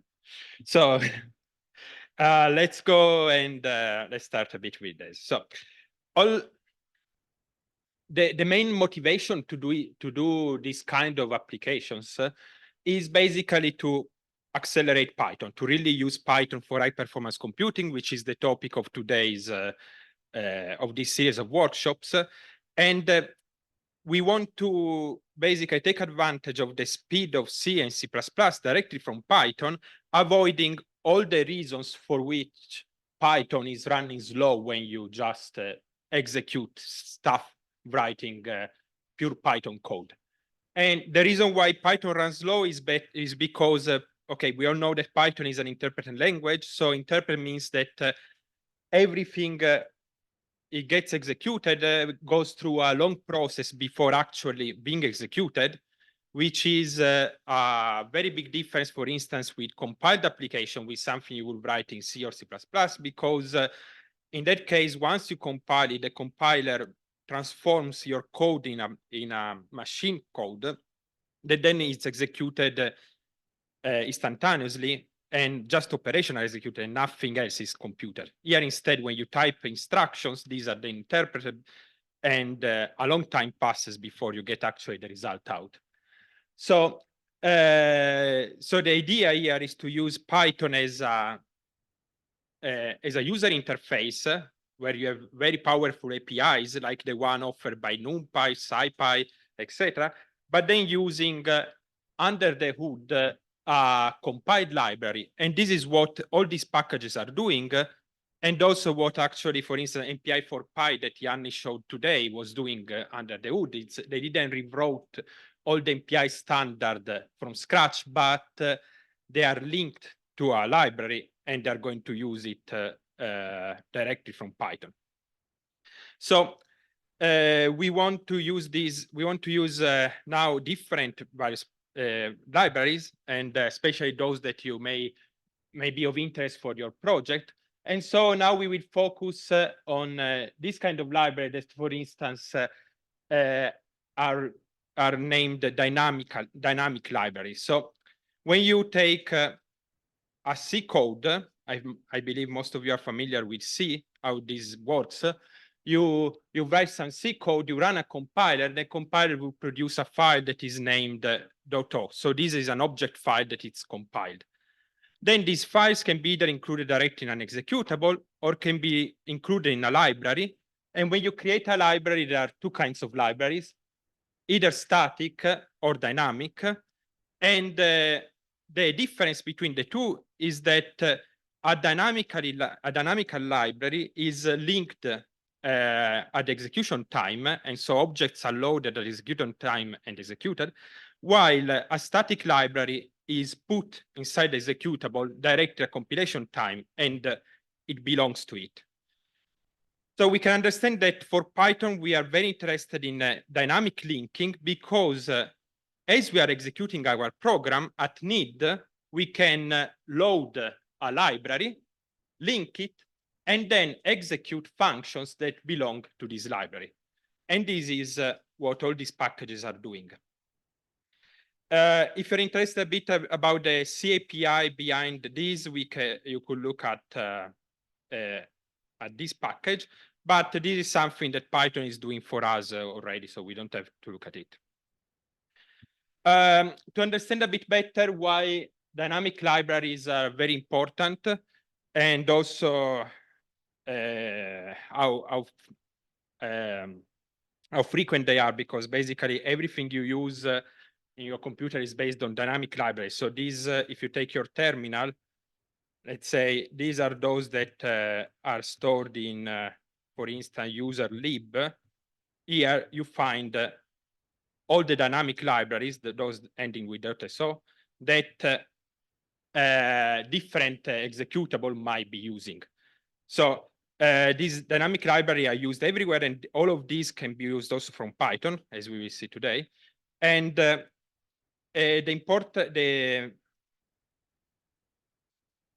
reason why these are so so important is because, first of all, they allow you for a huge space saving in your hard drive. This is because the functions and objects are not directly included in the executable, but main executable are pointing to the same library.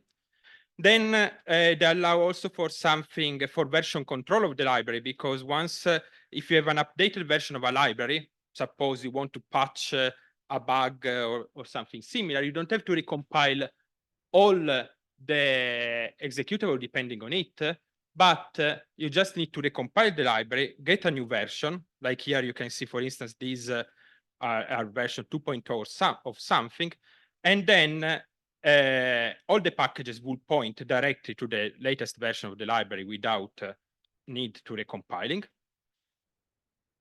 This also means that you have a faster initialization, because the executable they are not very large in size, and so they can be they start very fast, but then at execution time they might be loading the objects at need.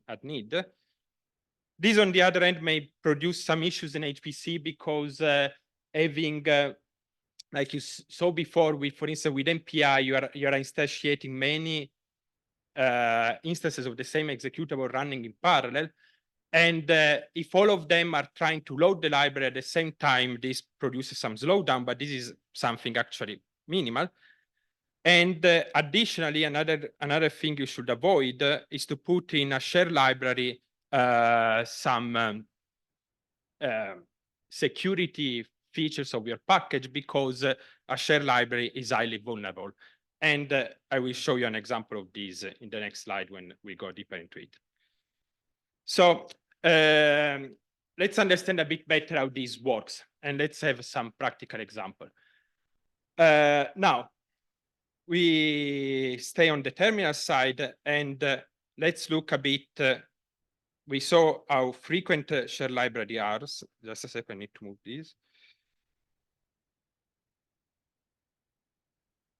And these are used by most of the packages. So for instance, if you want to look at what certain executable, what shared library a certain executable is using, we can type LDD.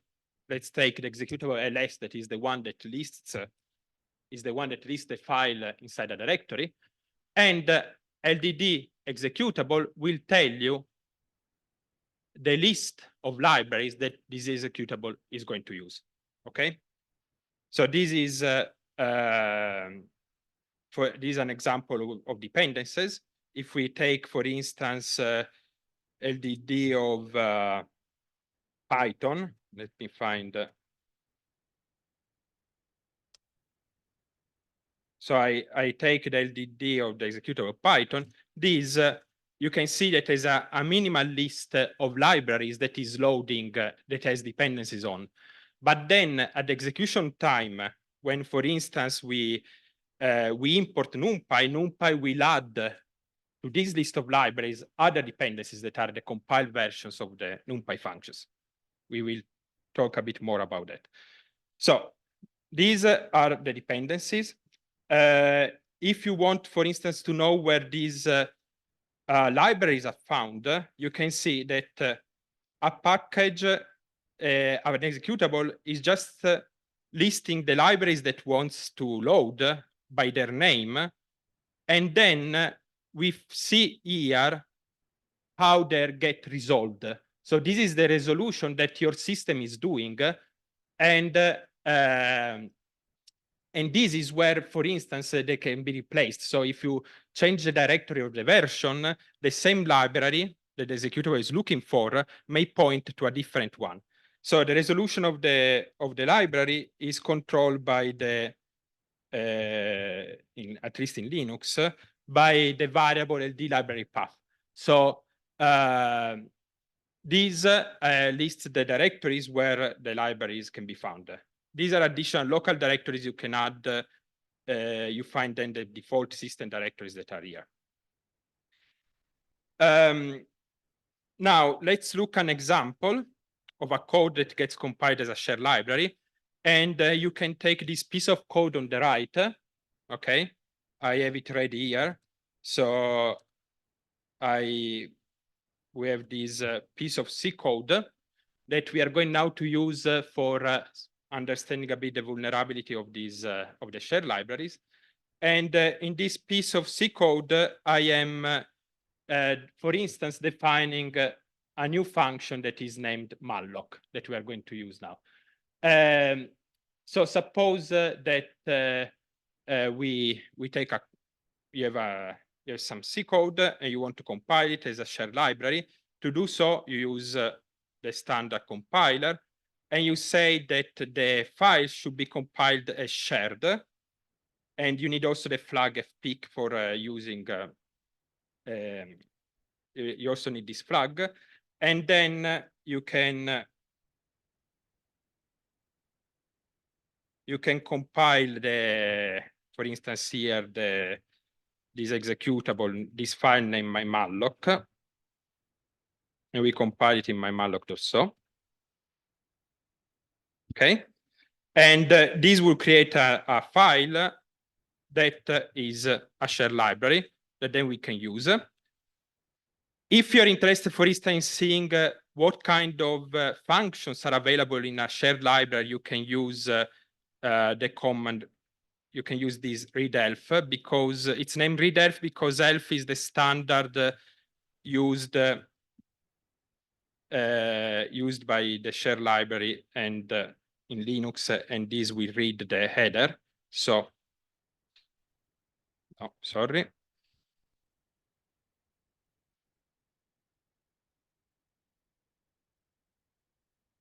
Okay, we can read the library. And for instance, we find that an object that is present in here in this library is indeed this function malloc. And in the same way, many other are present, but are not of our interest. So those are included automatically. And now let's show you, for instance, a trick you can use with this function. That is in C, for instance, you can use the command preload, LD preload, to preload a library before executing before launching an executable. So this preloading will basically load in advance the functions included in a library. For instance, in this one, there is this function malloc. And once the library will look for the function malloc, will end up using the function malloc we have defined here and not the one defined by the standard lib. So you can see that the standard function malloc, if is included in libc.so. So this is where you find all the C functions included, okay, defined. And what we are going to do now, by preloading a library, we are actually loading the objects inside the library before, and then we launch the executable. What is this going to do? So let's see the first example, and then we discuss it. So if I say LD preload malloc, Yeah, you cannot see it here. Just a second. I move it higher.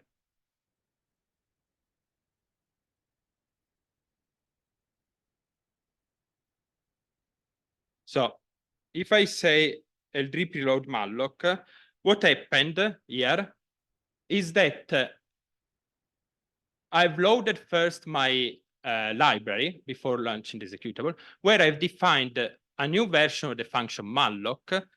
And this, what I did in this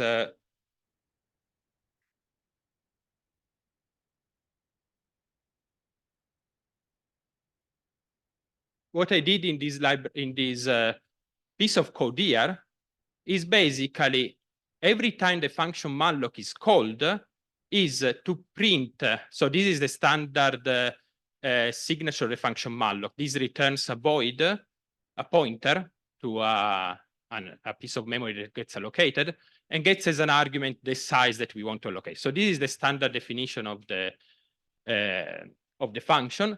And what I'm doing here, for instance, is every time this gets called, is to print the size of the piece of memory that we want to allocate, and then print also the pointer that gets allocated, okay?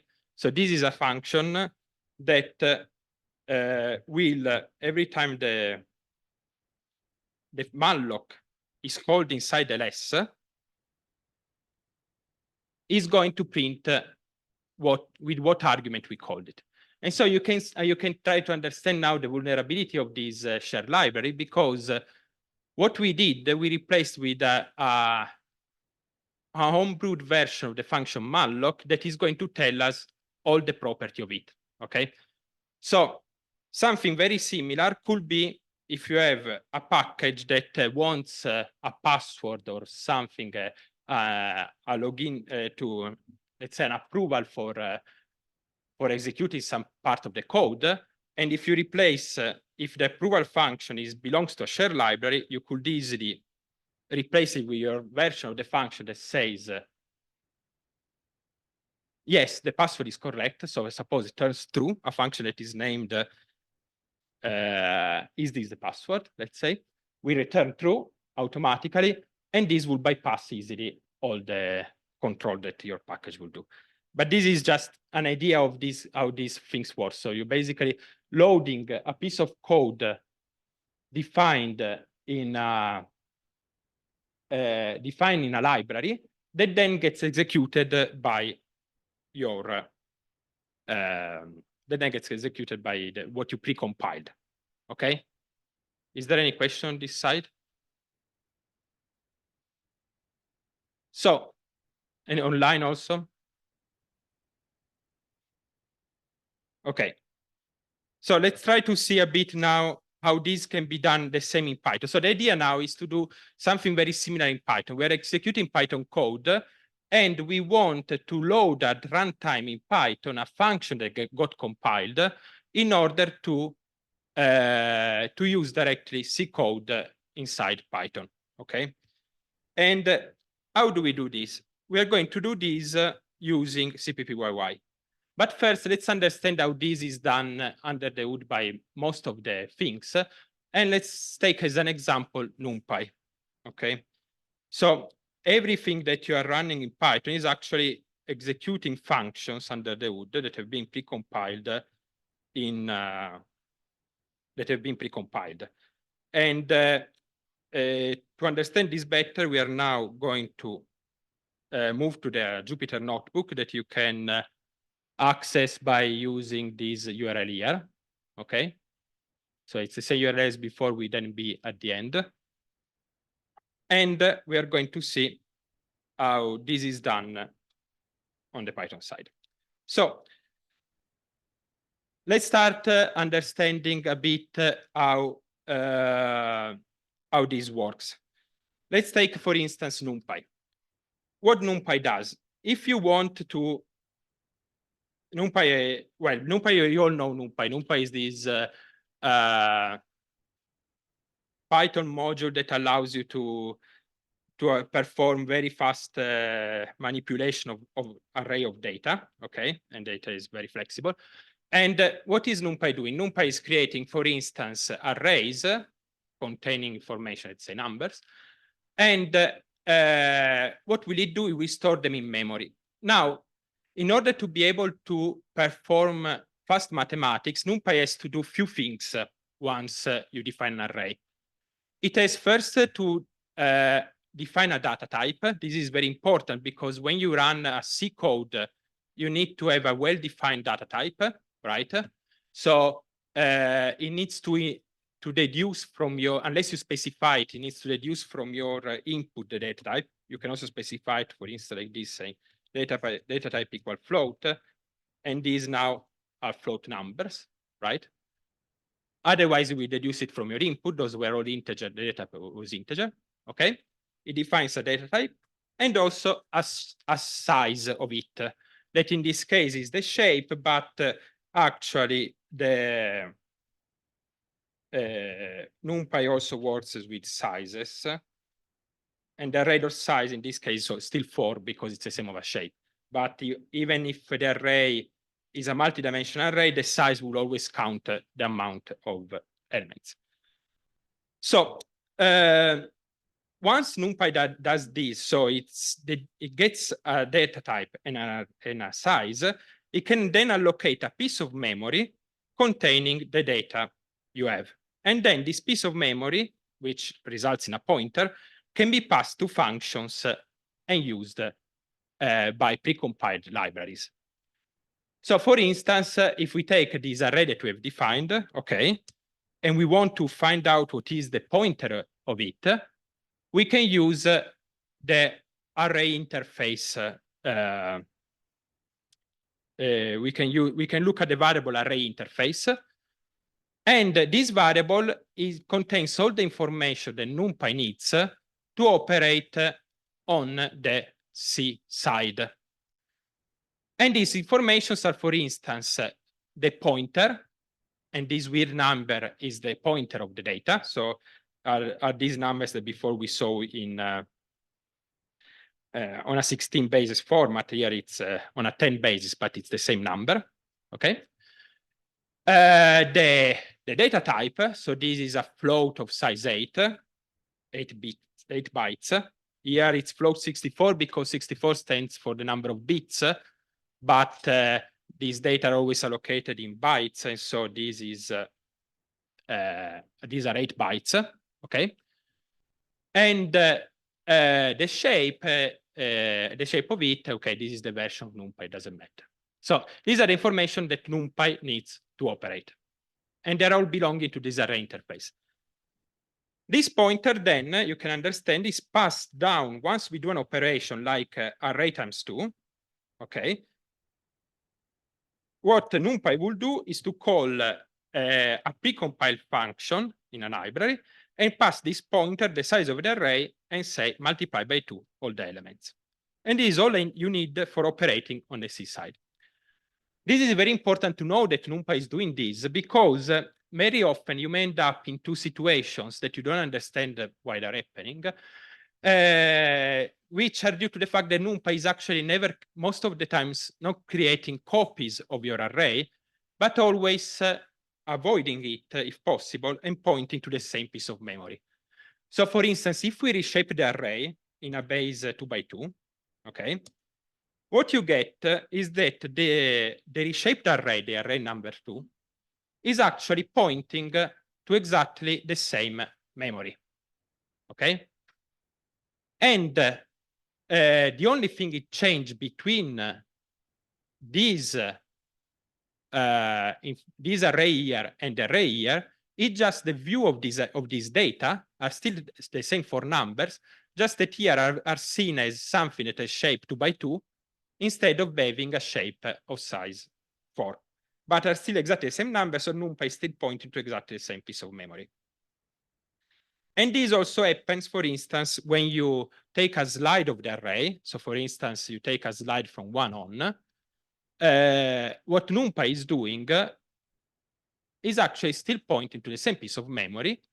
You may say, no, it's not the same. Well, it is the same because everything is equal apart the last number, okay? which is just the pointer. This is what you will do in C. If you want to see something that starts from 1 on, is to get the pointer shifted by, in this case, you see 8 bits. So we do 4 plus 8, we got 12. This is an array that starts from the pointer, from the next element, and has a size 3, but it's still pointing exactly to the same piece of memory. Why is this important to know? Because, for instance, if I'm going to change now in the original array, the first element, and I set it to 0, what I get is that I see a 0 here, okay? But the same 0 is expected. But the same 0, you see it also in array 2 and in array 3. This is because these arrays were just view of the other array, starting from a different point, okay? Basically, what NumPy is doing under the hood is just using, it's just providing you the URL to collab is in the slides. It's the same as, unless it's not working, but it's the same as the URL of the slides plus NB at the end. And yes, it's pointing here, okay? And so this one, I leave it here a second to see it. Okay. And what I was saying is that, yes, what NumPy is doing is just using C under the hood and is behaving exactly like a C code. This is, for instance, also true if you define an array like before of integer. So we say this is an mp.array. I will paste the URL to the chat, just a second. I define an array of integer, let's say, okay? This is something that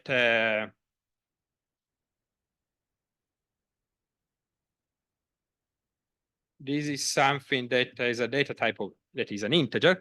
And what will happen in C if you try to assign to a component of it a float? Let's say I assign to the component 0 the number 1.234. What is this going to happen in C? In C, what would happen is that this number, this floating number, gets casted to an integer, because integer is the data type of the array. And exactly the same happens here. NumPy is not going to change the data type of the array, but rather changing the data type of the assignment, right? So since this was an array of integers, this stays an integer, okay? And now I'm going to paste in the chat the URLs. And if you have questions, please ask right now. Yes.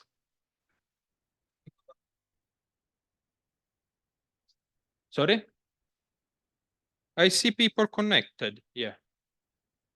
You have, let me put it in the, I think for the others worked. So let me put the notebook and the slides. Try. Does it work? You should be able to connect to Google Slides here. Sorry? Not in Zoom. If you press the link, I sent now the link on Zoom. Right?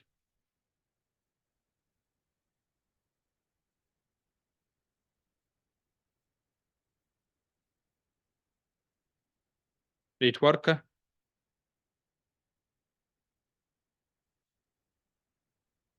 Just a second now.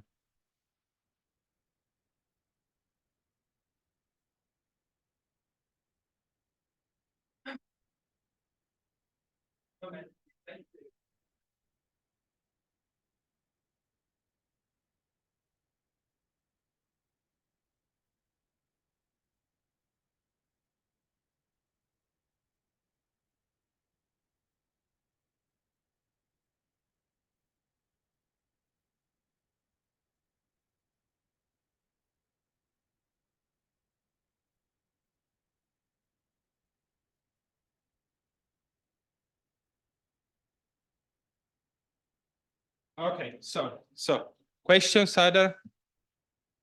Okay. So let's go back to we're also running out of time. So basically, okay, if you're online, start executing this command. In the meanwhile, I told you that it takes some time to install cppyy. So I execute that. Basically, as we said, yes, NumPy is using under the hood all the time compile function in C and C++, and then just calls them by passing to them a pointer to the array and the informations on the data type. Okay, so we want to be able to do exactly the same, but with additional functions. Sorry, yes. And why does NumPy do that? Because doing operation in C and C++ is significantly much faster. So when you need to operate data, it's much better to operate them with compile code than with Python for loops. So this is what NumPy does. And like we saw, what actually does is that anything you see in this very beautiful API that NumPy provides, it's actually just a complicated view of functions that are actually implemented in C simply as a view of unrolled data in any case. So when you have an array, for instance, shape of a 10-dimensional array, let's say, with many different sizes, actually when you operate on it, the data are always stored unrolled in a sequence, and NumPy simply rolls over them and does an operation. So you want to add two arrays, it just pairs them up and add them to each other, independently on the shape it has. So it performs always very fast under this point of view. And this, you need to be also careful about this, because often you have the same pointer. You're actually pointing to the same data, especially when you do slides and reshaping. Now, set this on NumPy, you understand how this is frequently done. Let's try to do it by our own by compiling some C library. And for doing so, we want to use cppyy. cppyy is this package that it offers, as it's advertised, an automatic runtime Python C++ binding. So binding is the term that is used when you want to, instead of linking in case of Python, because this is done at runtime, and in Python it's named, you are binding to a C library, the functions in Python, and then calling them. So you're not simply linking because you don't compile your code, but at runtime you're binding the functions you are going to execute and call them from C. So we use this package to execute functions. We will use this package, and more information on it, you can find it on this URL for the documentation. You install it via pip by doing pip install cppyy. And an idea of its usage is via these commands. So basically, you can either directly define some C++ code, or you can load libraries, including with the header. And then you can, anything you did here, you can then from Python call functions that belong to the library. And now we go to see all of these. And we'll do some hands-on on the notebook. Okay. So let's, I have it here. Let's move here. I hope you had run before this command. It takes a bit of time. And after 2 minutes, you get the package installed. Okay. Once you have the package installed, you can simply import cppyy. So this you can do it locally, online, doesn't make a difference. Now, let's do a very simple, basic example that every programming language does, like writing an hello world. So suppose we want to write, we have some C code that in this case returns a standard string. And it's a function named hello world. Okay, so this we are directly giving it to cppyy as a piece of code. This can be done either by directly including a C file or like this at runtime. Okay, cppyy what we'll do, we'll compile it and will tell us true because there were no errors. So it's telling us true, I've been able to compile it. You do some mistake, you don't put a semicolon at the end, it tries to compile it and will tell you, we give you the compiler error saying you missed a semicolon here. Once you have the correct code, you can compile it. It should produce the output again true, but what it's saying is that this has been already defined. This is because we already compiled this piece of code and now we have the function was already defined. Nevertheless, it was compiled the first round, okay? So you cannot change at runtime the content of a function. Have this in mind. If you want to play with it at runtime, every time you make a change, just change the name slightly. So for instance, hello world 2, now it works. Okay, we compiled it very well. And what we can do now is to use the GBL that stands for global. Okay, these are a set of global variable that has been defined. And inside the GBL, now we will find a function, hello world, okay, that is a pointer to this function that cppyy compiled. And this function, we can call it without argument because the function wasn't taking any argument. We call it and we get the output. So what cppyy did here was to compile the code, linking, bind it, and then call it via the function. Suppose we put we pass a different string instead. Let's say we want to pass we want to define our print function. Let's say like this. We define a print function that takes a standard string. What let's name it A, and we return A. What cppyy will do now, if we call this print function, is to pass a string that we define in Python. So this is a Python string.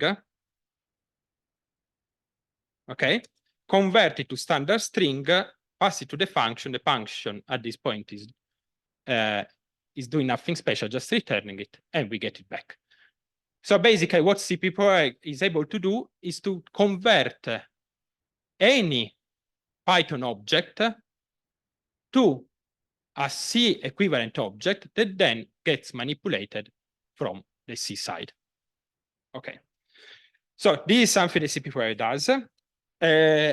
Additionally, like we said, is it works both with C and C++. So you can see here, for instance, we already use C++ by defining a standard string, but in the same way we can use here, for instance, like in C, a pointer to a series of characters. So this is how like you would do it in C. Okay, and cppyy will know how to convert the same string either to a standard string or a char pointer independently. Okay, so it has these various functionalities. Okay, so this is very powerful. In the same way, it works with anything else you can do in C++. Suppose you have a class, a structure, etc. Let's define a structure of coordinates. And we can, for instance, initialize it now. Once we define it, we can initialize it from C. And now this object, coordinate initialized with 1, 2, it's you see here, it's an object that is managed by cppyy and is pointing to a piece of memory that has been allocated and it has this coordinate stored. Okay? And then we can access them directly from Python or even modify them. Okay, so this is then something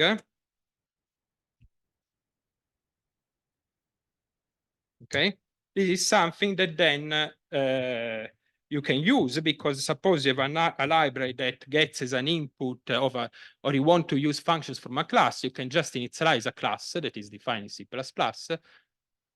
pass the arguments from Python. Note this supports also naming of the variable, so I can say x equal or y equal. This is fine. Okay, it's not a problem. I could actually invert them, and shouldn't be a problem. This is something you cannot do in C, but from Python you can do them because this is named now. And you can manipulate these classes and then use any function you have in your library that you want to target in that it was written in C, C++ from Python and execute it at its regular speed. Okay.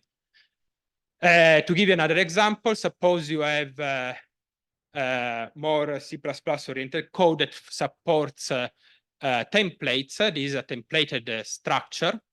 So for those that don't know how template works, if you want to write a code in C++ that is agnostic on the data type, suppose, we can now define a templated structure and define a type name T. T is going to be the variable type. And this templated structure now can be, for instance, like it's the same as before, just that instead of integer, now we have a type T that we can specify afterwards. So we can define for instance, a templated structure here, initialize an integer version of it, and this is now an integer version of the structure. And the same way we can define a float version of the structure, and now initialize with 1 and 2, but now are floats, and now you can see that this gets printed at 1 point and 2 point.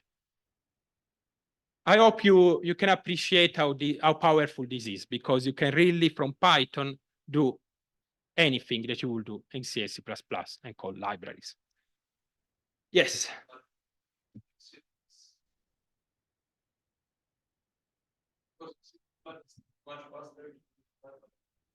This is not using Python. This is using C++ compiled code.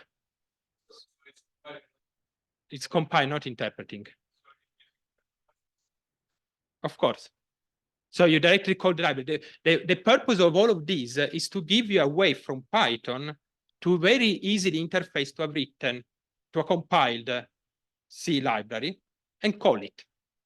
Okay? So it gives you all the tools to get to pass. Basically, you need all the tools to pass inputs and get outputs from for libraries functions. So you want to call this that we called here, okay? Although we define it here at runtime, it's not interpreted, it gets compiled. So it will simply put this piece of code inside a C file, compile it as a shared library, load it, and do a bit of things. But this provides directly the compiled function.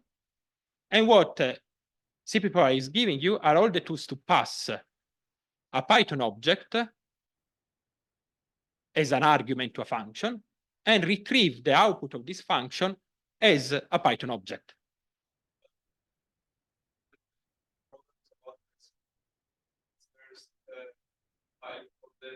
No, it's compiled here. It's compiled here. When it says true, it's because it's compiled at its definition.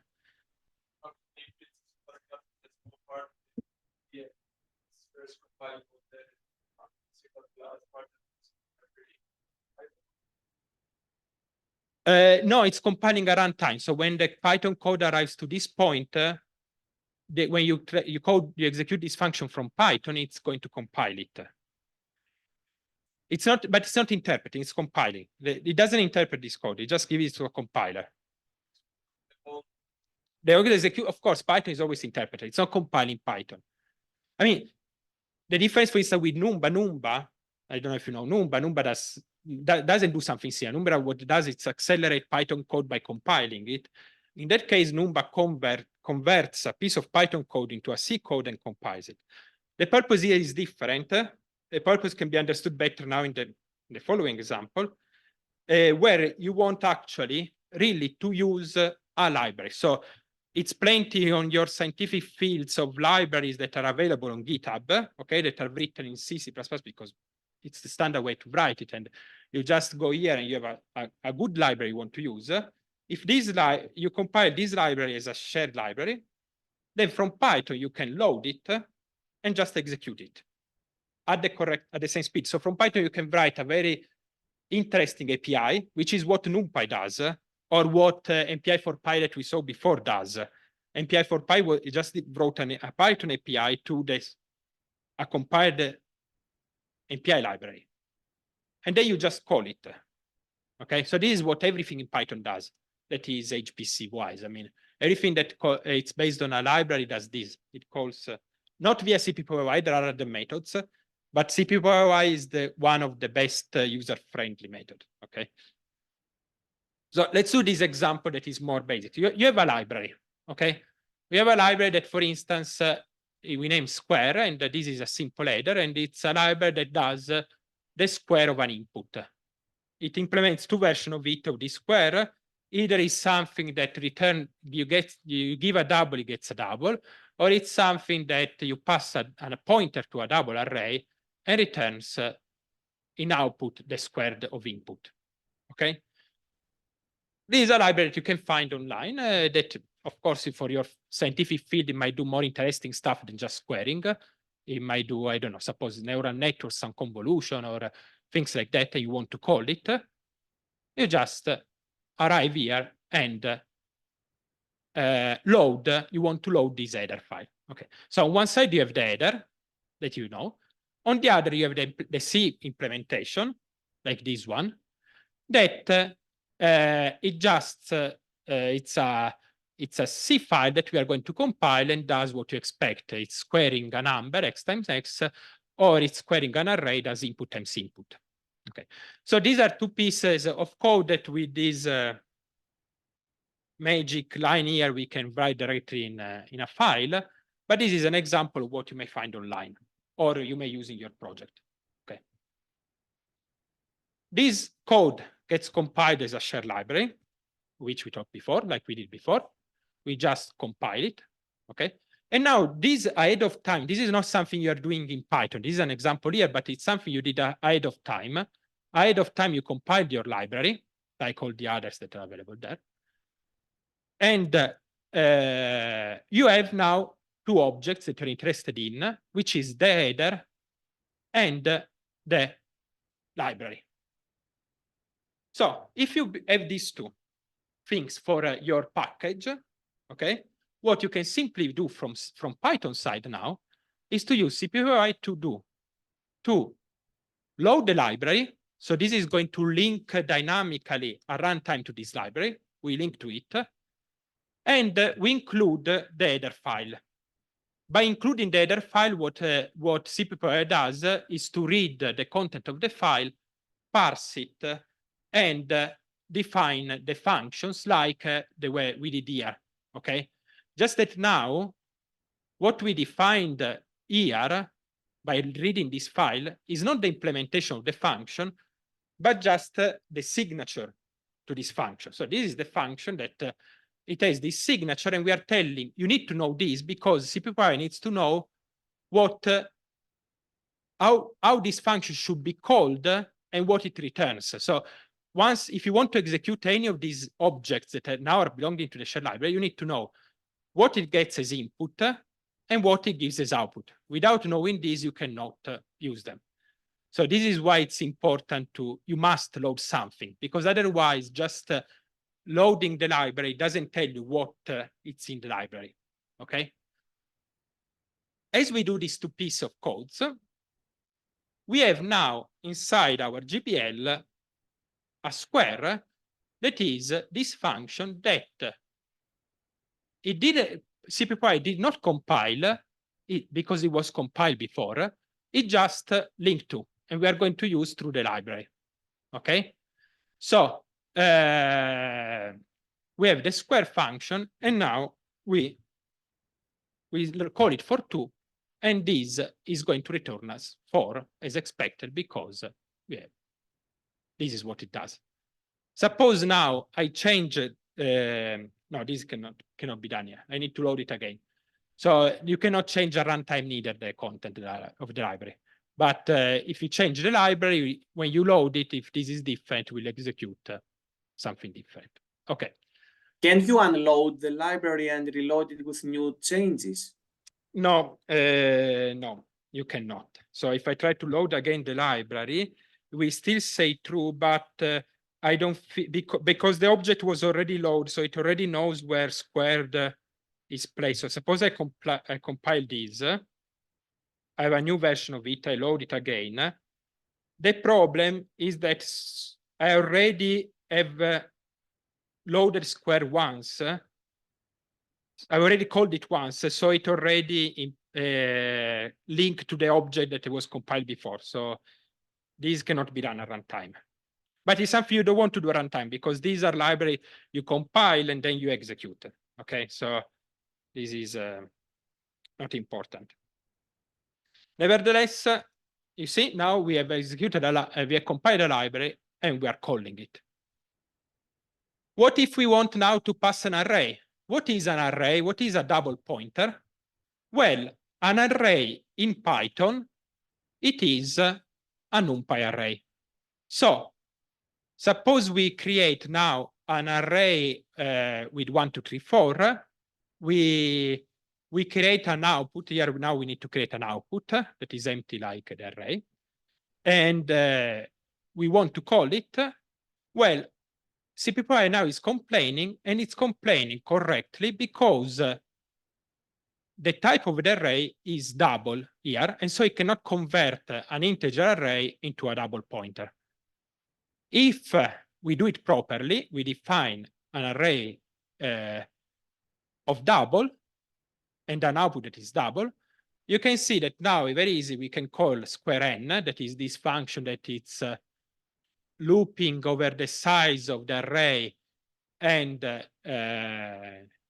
it stores the square inside the outer, okay? We loop over it, and our output now contains the square of the input, okay? And this is really, really all you need for calling from Python functions that belong to libraries. Yes, please. Okay, but say we have like some very large piece of C++ code, then every time we run the Python code, it has to compile. No, it's not like that exactly. You don't, because you load the library. You're loading the library. So the question was if you need to compile every time. You don't. So suppose you want to use, maybe some of you know, if you want to do some linear algebra, there are the BLAS function. If you take a BLAS function and if you take one of these implementations, you see inside, okay, this is not working, but inside some of the compiled BLAS libraries, and inside those you find implemented all the functions that are defined in the BLAS standard. So I want to give you an example, but these basically are just functions that take arrays and do operations of them. Okay, so let me find BLAS routines. Suppose here you have, if you are on a computer, some implementation of some of these routines. For instance, this is a matrix product, etc. You want to do a very fast matrix product. You load the header of the BLAS library. You include, which is named in this case mkl.age. You include the compiled version of it. And then what this gets is something just like the pointers to the array that you want to use inside this function. These are more complicated function, but if you take the level one that are the simple, let's take you want to do ax plus y, which is this routine, is something that just gets the size of the array, the pointer to the arrays of the input and output, and the scalar factor. And then you are using this very powerful library that is extremely optimized to use to do arrays operation. And the same, you can do it, and this is what actually NumPy does for most of the things. It uses BLAS, But nevertheless, this can be done for any library you are interested in, okay? And everything you need to do is to load the header and the library, okay? And then you find from C, you find from Python, a function that you can just call passing, in this case, NumPy arrays, or passing objects that you create at runtime. Suppose you want, in this library, that defines some structure, like I said before, okay? In this library that defines some structure, you can easily, from Python, create this structure, pass the values, and then give them to the function. Okay. So, this is what I wanted to tell you about this package that is that I use really a lot. It's powerful, and it allows you to bring efficient implementation of libraries in your Python code I used. Okay. Have it in mind. It's very easy to use cppyy. Okay. Questions? Yeah. Maybe use the microphone because the online they don't hear you. Yeah, it's okay. No? Any? I will repeat the question. Okay. Right. You already mentioned like we compete like generate by the other way around. That's a very good question. So the question is whether the arrays can only be generated. So basically, your question actually should be, what if my function is returning a pointer to an array? Okay. And what will cppyy do? So suppose I define, now I don't have an answer to that, we need to try. But suppose I define some C code that allocates an array. Let's say something that returns a double star, and you have a function that we name foo. And this we pass here an integer that is the size. And what you will do in C is something like return malloc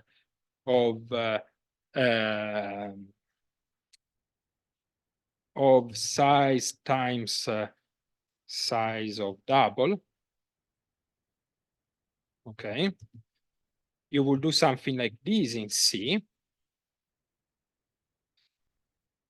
Here it's C++, so it doesn't like this, but I cast it to double star, let's say. Okay.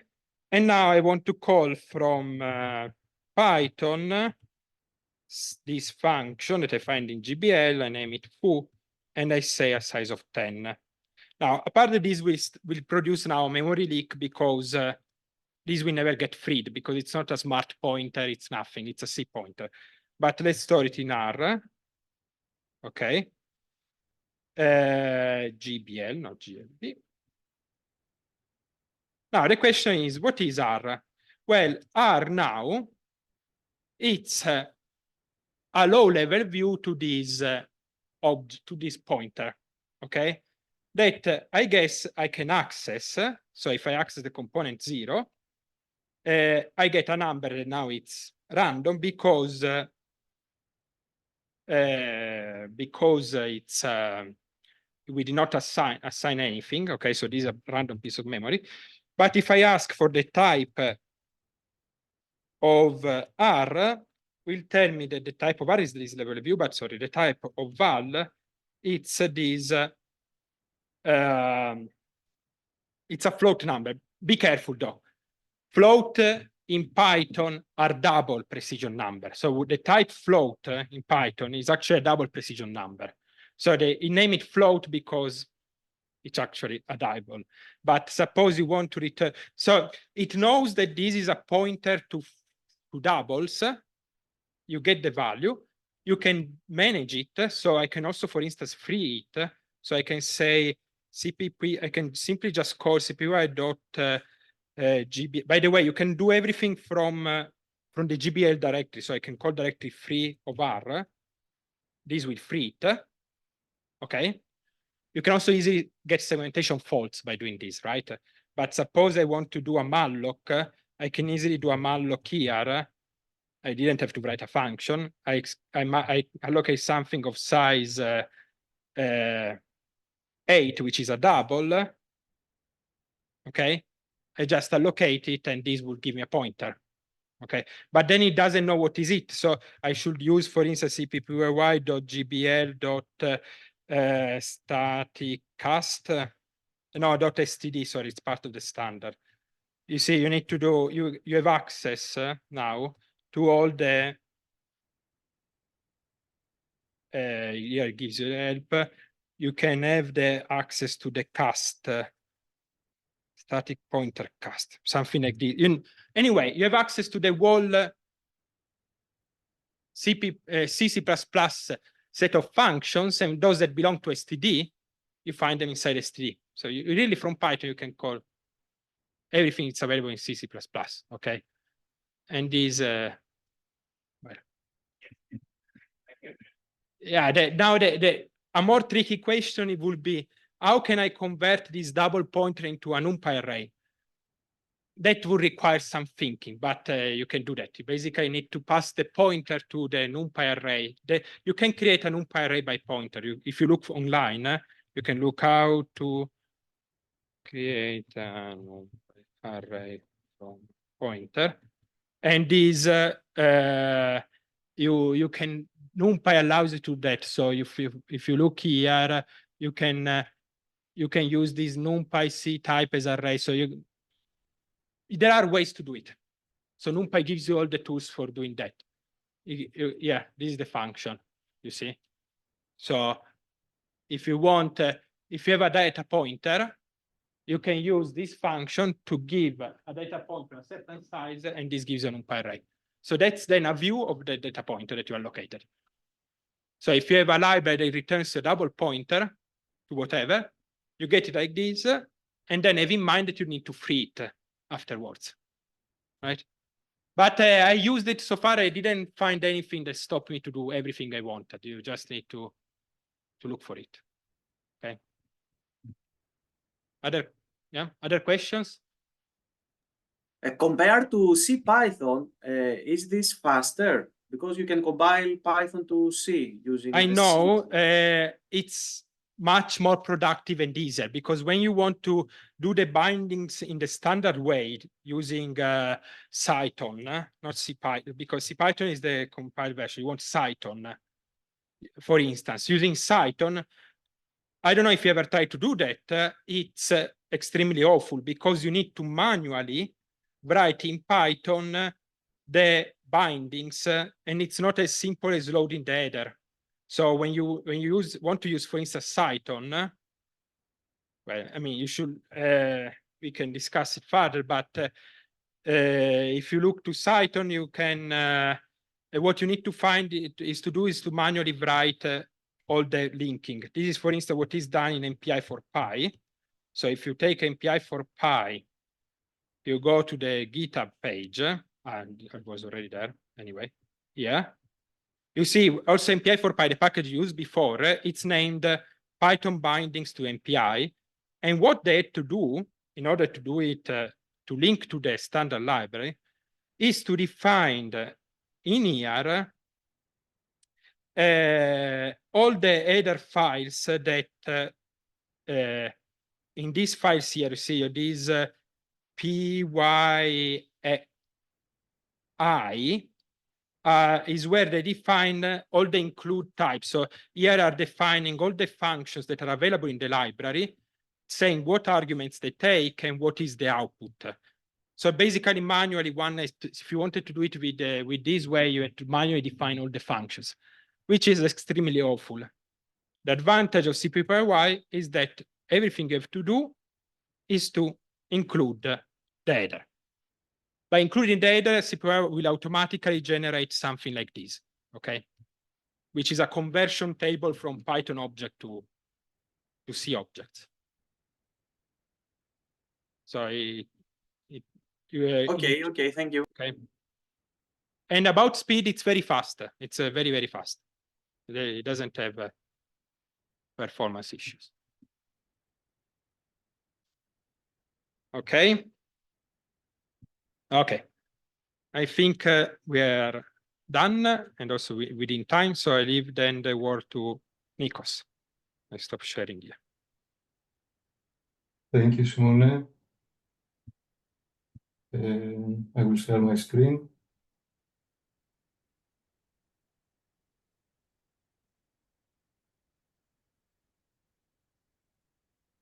Can you see my screen? Yes. Yes, okay, thank you. Okay, good afternoon. I am Nikos. I'm a data scientist at GRNet at HPC Greece. And I will present a notebook named the GPU Accelerated Linear Algebra in Python. We will see some basic linear, a bit more high level than previously, in the sense that we will use the functions of CuPy, which allows us to achieve all the cuBLAS functionality with the corresponding functions. I will share the notebook link in the chat now. The chat is here. And I suggest that you, I prefer to do this as an interactive session. So I suggest that you open the link, you make a copy on your drive, and then change the runtime. If it is not, you go here runtime, change runtime type, and you select a GPU, any GPU. I have the paid version of Colab, so perhaps you will view less options here, but you should view something similar.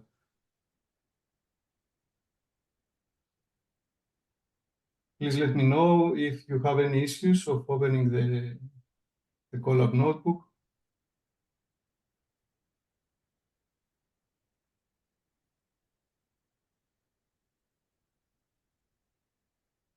Okay, I hope everything is fine, so I will continue, but feel free to interrupt me and ask any questions. At the top right edge here, you can view the resources. Here we have a RAM of 12 gigabytes, a small GPU of 15 gigabytes, and the hard disk. If we run now the first cell, this is the equivalent with NVIDIA SMI for HPC. The link again, yes. I said here. This is the equivalent NVIDIA SMI command. And we can view some basic information about the GPU, which GPU we are using. Here we use a Tesla T4. The energy consumption and the GPU RAM, it has 15 gigabytes of RAM, etc. Basically, this is an indication that everything is okay when we start.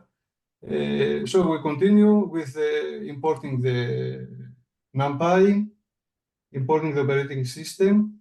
This is just to view the number of processors. This is important because we will compare NumPy with CuPy. And it is important to know at this point that the comparison regards this number of processors, only 2 processors.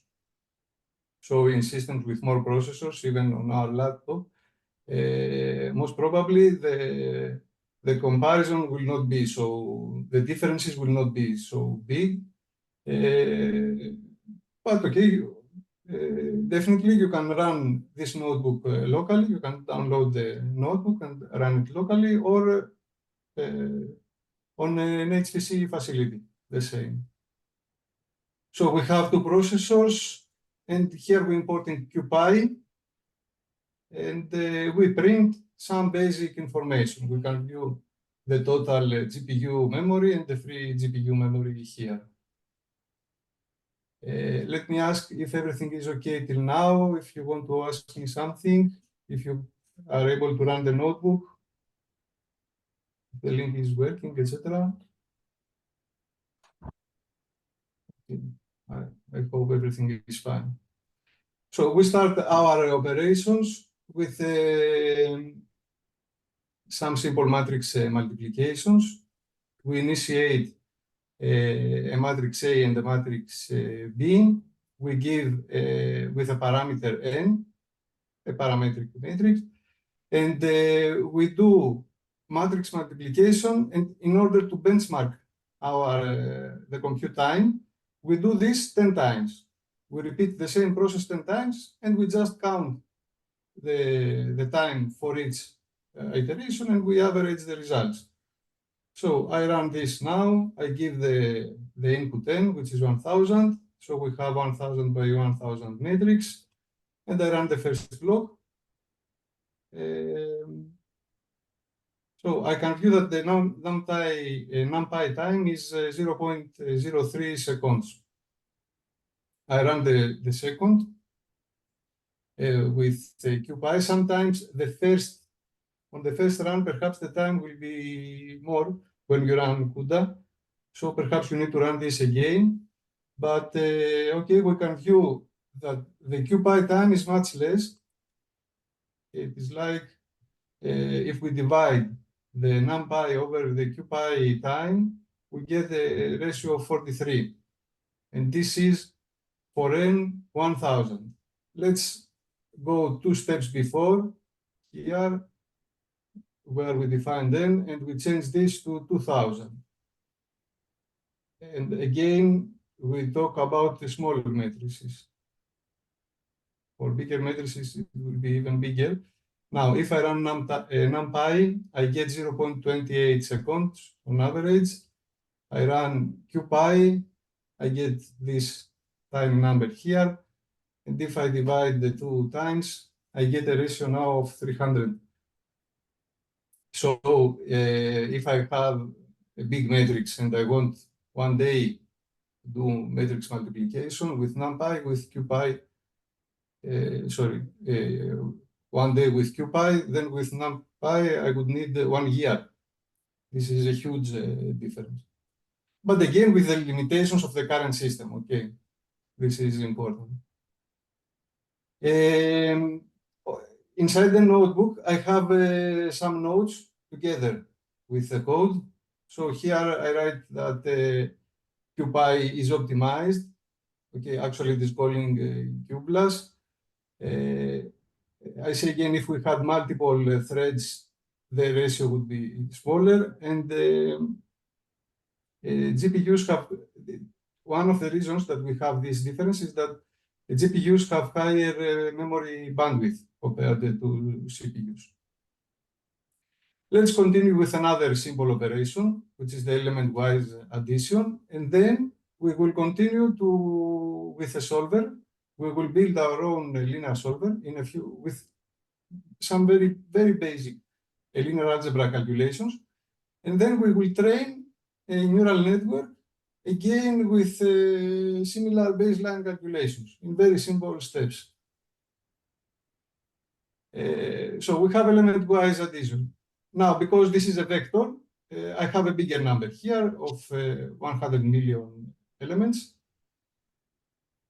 So I give n. And similarly, we have a for loop for the addition of the vectors in NumPy and the vectors in CuPy. With underscore NP is the NumPy vectors and the CP is the CuPy. Why do we need the line with GPU initialization warm up to ensure GPU is initialized? Which line? 14. This is because what I said previously, because sometimes when I run as a first time, I call CUDA, it does some compilation, I think, or some operation at this point, and it takes some time. If I call it again, the time will be much less.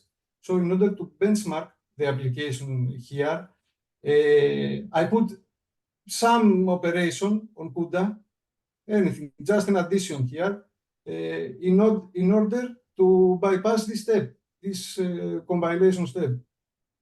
And Perhaps it's a bit of cheating, I think. You should cheating, also... no, cheating would be the opposite if I didn't have the line.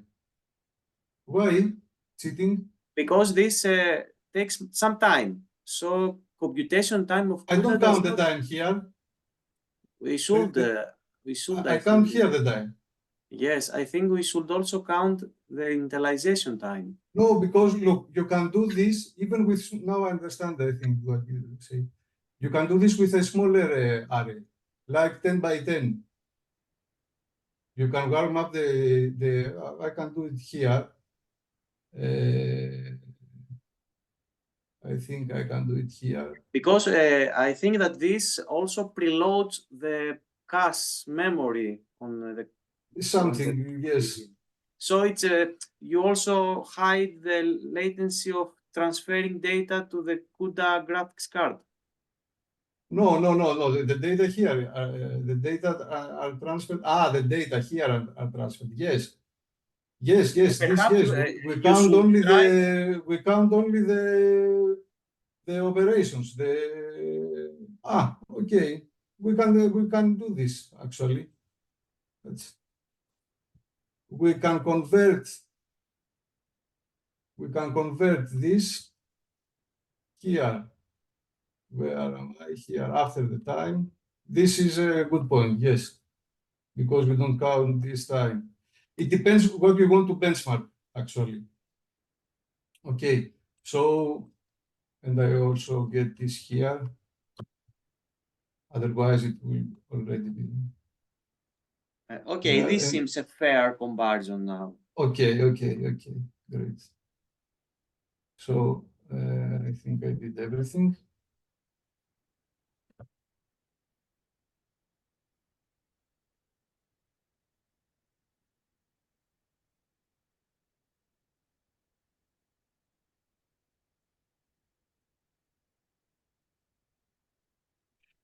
It takes some time. I say again that it depends what you want to benchmark, of course. If you want to benchmark just the linear algebra calculations, it was the previous. If you want to benchmark the entire process, it is this.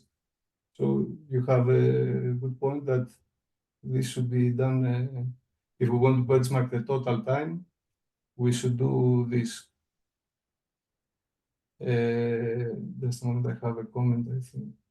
CuPy versus PyTorch, which is faster? I haven't benchmarked CuPy with PyTorch. Actually, I prefer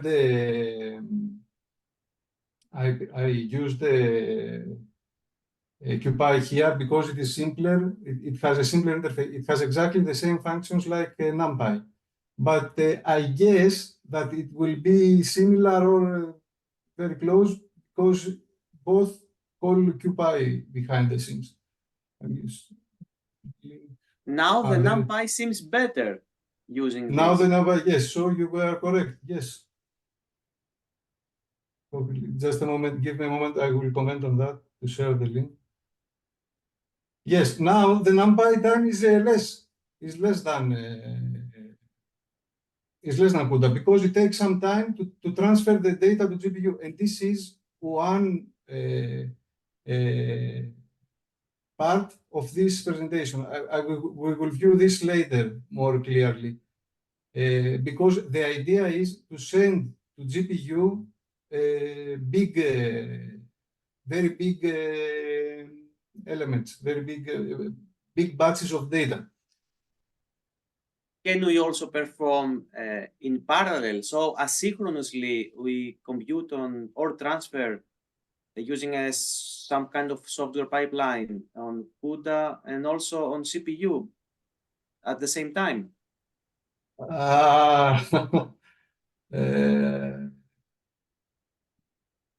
To achieve the maximum speed up. So we start some threads on the CPU, work parallel, at the same time asynchronously send data to the CUDA, and as long as it computes these arrays, we start setting another batch to the graphics card performing a software pipeline?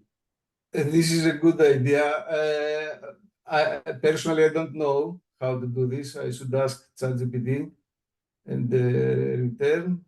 But it is a very good idea. I guess that we will need a framework like NumPy or something to do this. Because if we use Python, executes line by line the code, standard Python. So it will wait the first. I would suggest with thread pools on OpenMP. Or thread pools, by Python, yes. on Python. Yes, perhaps, yes. Or thread pools, yes. Great. I am happy that we have comments.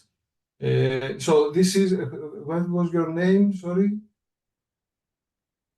Okay. What? Okay. Your name? I'm Minas. That's Minas. Okay, thanks, Minas. Thanks for the suggestions. So what we saw now was that GPU is less than CPU time, and if we make the size of the matrix even smaller, like 1,000 elements, and run again, then we get 100 times slower the GPU. Okay, so this is what I was saying previously. I cannot make this 1 million because I am already around 3 gigabytes, so I will make this 200 and run this again. Probably previously it was 0.6, NumPy around two times faster. Now, if I run this again, let's see the results. Now I send a bigger batch of data to the GPU and it crashed, okay, because it doesn't have enough memory. So I will start from scratch.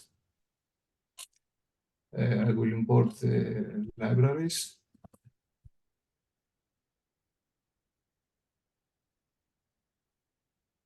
And I will do this 10,000 to see gradually the difference.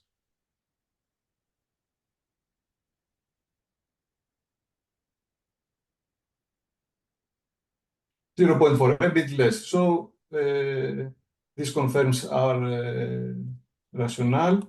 Now, if I convert the code as it was previously, and if I want to benchmark only the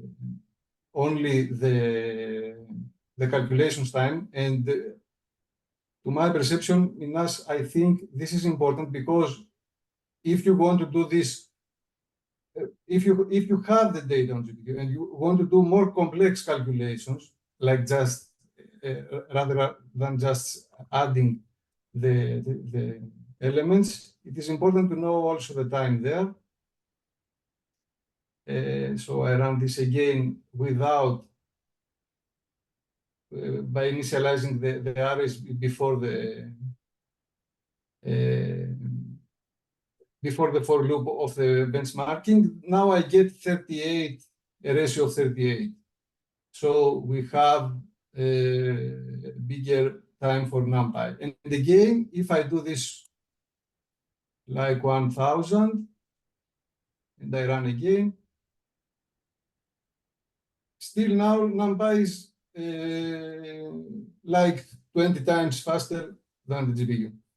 Okay, so two conclusions. The first is we need to send big batches of data to the GPU. And the second, it is we need a GPU in order to perform complex calculations.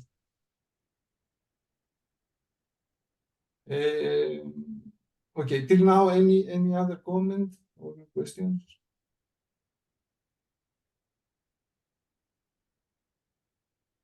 How we transfer back the results from the graphics card? To get the results to NumPy again? Yes, from graphics card to bring them this back. Function cp.asArray. This transfers to the A array? For instance, here there is, okay, let me write code here. I will get this. Here I initialize a NumPy array, then I transfer this to the GPU. And here, if I write cs.array a_cp, I get it back to the CPU. So now this is a NumPy array, the final. Let me do this smaller. So the third line should be A_NP equals CP as array. Yes, this is why I selected this instead of Python. You have for many functions of NumPy, it is the same, but with CP. It is the same as with Yeah, but the target array is missing. Only the source array. which is phase the present. target. ACP is the source array, so we copy. ACP is the cuPy. Oh, the array. fourth line. Oh, the fourth line. Yes, here I don't save. I just get it on the fly. Ah, on the fly, no stored On the locally. fly, on the- yes. Okay.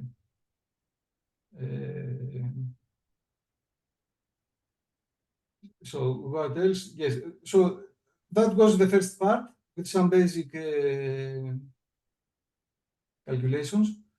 And now we will continue with the linear solver part. As I said, we have three parts. The first, the second with the linear solver, and the third with artificial neural networks. Here, we will solve a linear system. We have an input matrix X. And actually, the equation is X times A equals Y. And A is unknown. We have X. X is a matrix. Y is a vector. And we want to solve the system. A are the weights of solving the system. I have the link if you want to view more details on the method. Here it is posted on Arxiv. And basically the algorithm initializes some weights A with 0, computes the errors, which is Y minus X times A. And then it has a nested for loop. The first loop is for some number of iterations N. And the second is where I iterate all the columns of X. J here corresponds to the columns of X.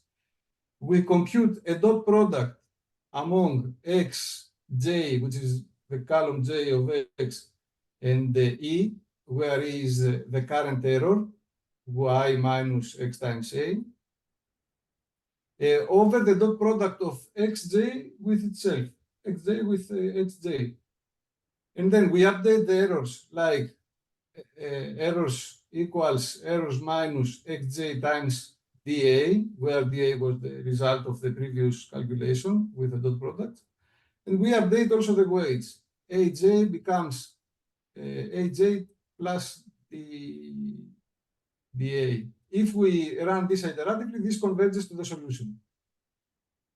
Now, we will run this on CPU and on GPU. This is the serial part of the method. We will view this, the issues with the time, and we will view then the batch part of the method.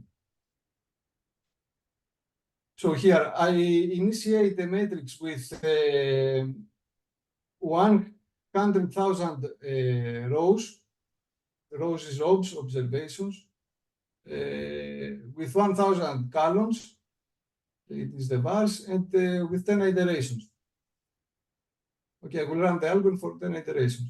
So I give the dimensions of the matrix here, and here I initiate the matrix with NumPy, np.random.rand, etc. A random matrix, -1/2, in order to have positive and negative random numbers.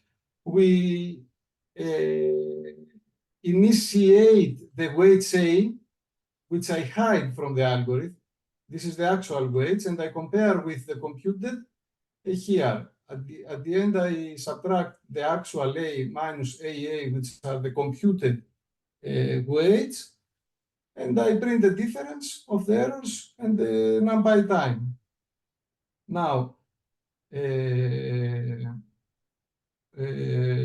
algorithm is here for I in range iterations, and then for J in range variables. This is what we said previously. We take each time one column of X of all, comma J, and we divide with the XXJ in order to avoid computing each time the dot product of xj with xj, we compute it here all at once. If we take the summation of x times x, the times in Python is element wise. So if I do element wise multiplication and then summation, this is equivalent to the dot product. So xx is the vector with all the dot products of the columns. Anyway, I hope you understood the basics. It is not very important to understand fully the algorithm now. The idea is that we do the important part is that here we perform a dot product operation. This is time consuming for big matrices. And here another multiplication of a scalar with a vector. And then a subtraction of two vectors, E minus equals this. Okay, so we have these three basic time-consuming calculations, and we do this iteratively. Okay, so I am running this. It takes some time. Now it is running. It is the error. How it's computed? The error is the initial weights A. Okay, here I have the correct weights, but I don't give the correct weights to the algorithm. I hide them. And AA is the south weights, the weights I try to find. So I compare the weights that I found with the actual weights. And the difference is in the order of 2 to the minus 2 times 10 to the minus 14, a tiny number. So the algorithm converged. A is this here. It is the expected output of the algorithm. Okay, and I have the NumPy time. I have the NumPy time, which is 13 seconds for this. Fair enough to solve This algorithm, where it is used in physics? It is a generic algorithm, a linear solver. I have here the arXiv paper. I have the link here. It is general purpose algorithm to solve linear systems. You can use it in physics, in machine learning, if you want to do, for instance, a linear regression for a very big system. It performs well on tall matrices. When you have a fewer number of columns than rows. And also it performs well in very big matrices. I have some benchmarks here with LAPAC, with BLAS.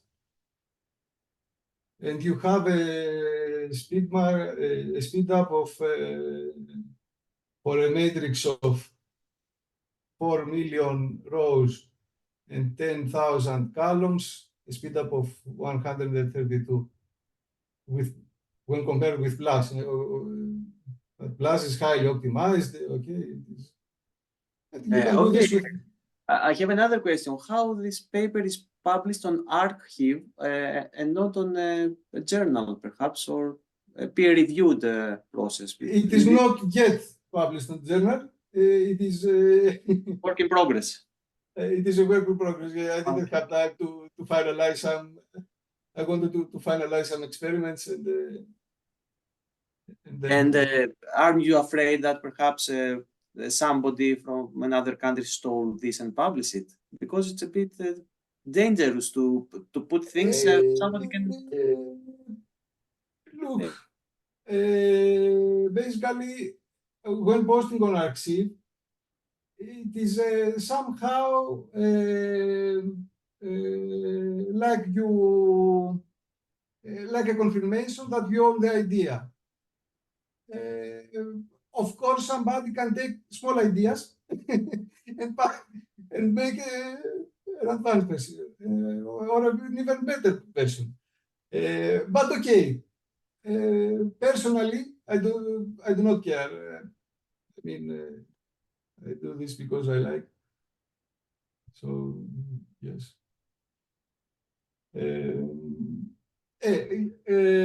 Now the Arxiv, posting on Arxiv is something common. Okay, and even journals accept this and pre-post something on Arxiv, and then some journals give you the opportunity to also link your published paper in the journal with Arxiv, to say that the initial version, because if you publish not in open access and somebody wants to read the paper, he can read the Arxiv paper, but the Arxiv is without the peer review. So it is a first, it doesn't have the corrections that the reviewers will find. So I mean, it is like a standard process, especially in disciplines like computer science, physics, engineering. It starts becoming like the norm, as far as I can see. So it is, yes, it is like some standard process. Okay, anyway, this is for publications, but let's continue with the calculations. So this took 13 seconds to run with NumPy. And here with CuPy, it is 2 seconds. We can view a reduction.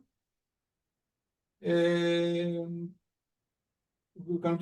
error is still very low, like 10 to the minus 14. So we confirm that both algorithms work well. And if we divide the time of NumPy and the CuPy, we get a scale factor of 4. But this is the first version of the algorithm with the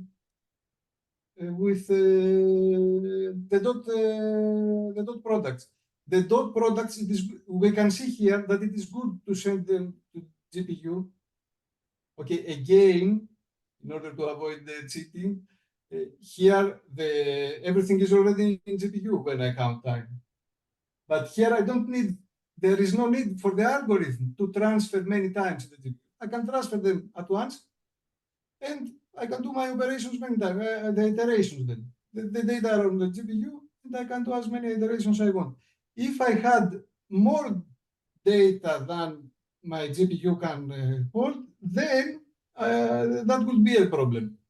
And basically, that was part of the first presentation using GPUs with NPI, etc. Now, let's continue with the algorithm. What I do when I run the algorithm with batches.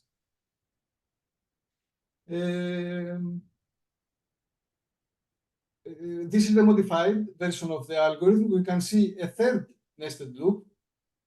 Here we have the first for the iterations, the second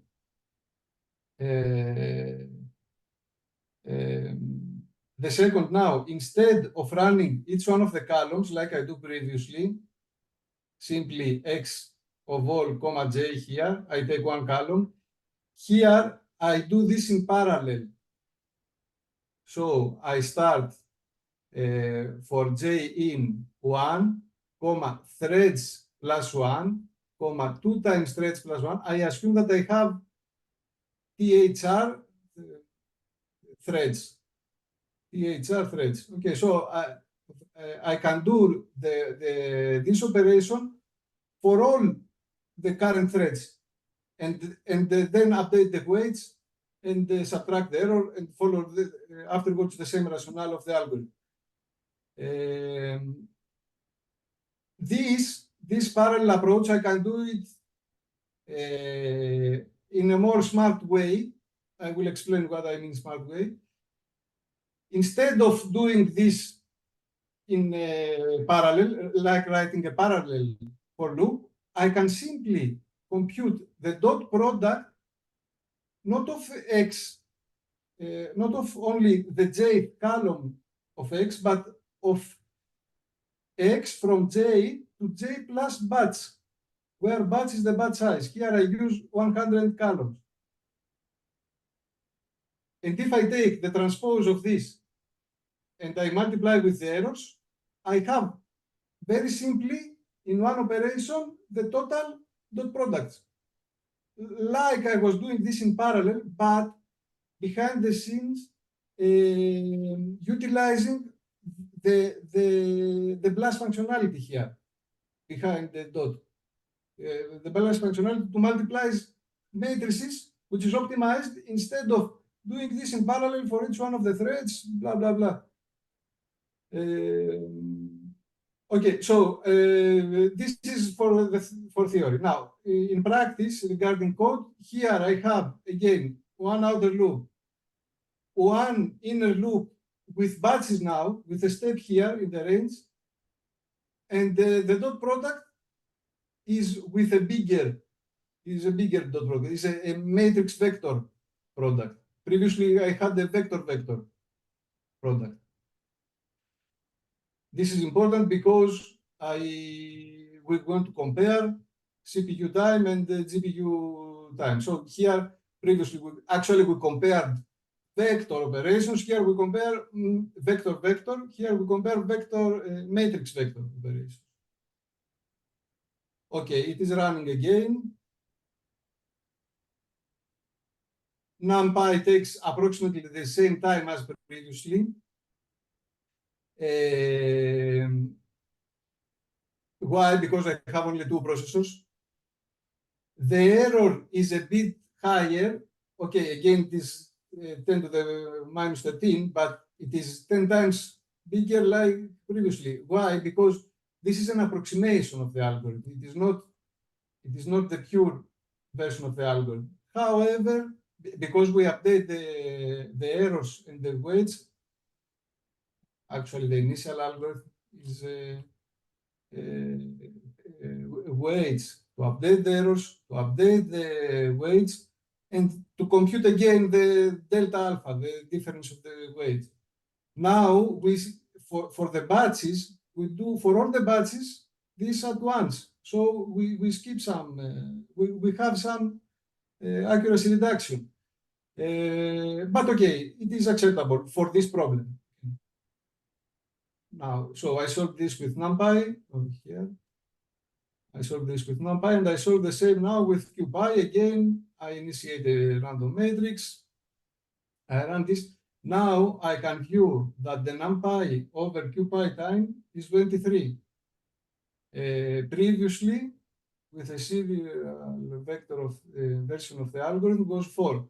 So we view again an improvement. We view a clear improvement. Why? Because we send the data are already in the GPU. We say to the GPU to compute something in batches, to compute something bigger each time, and not smaller many times. And this is much more, we can view here that this is much more efficient. If I had a bigger GPU, I could increase the sizes. And for instance, if I decrease the size here and I run for 1,000 observations, what do we expect? Not 1,000, make this, what was previously 10,000.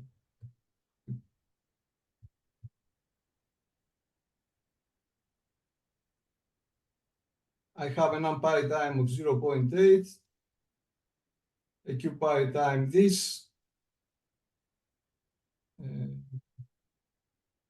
Okay, again, it is 20. It is a bit less than previously. If I make this even smaller, 1,000 with 100, with 100, now NumPy is faster. You see, the same as previously. Okay. Any questions till now?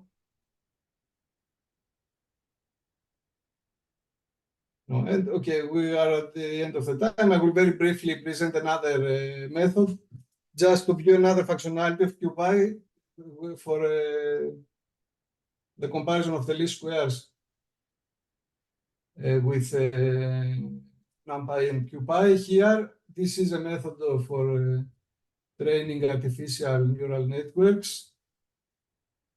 It is published here. You can view the paper. Actually, the idea is that we split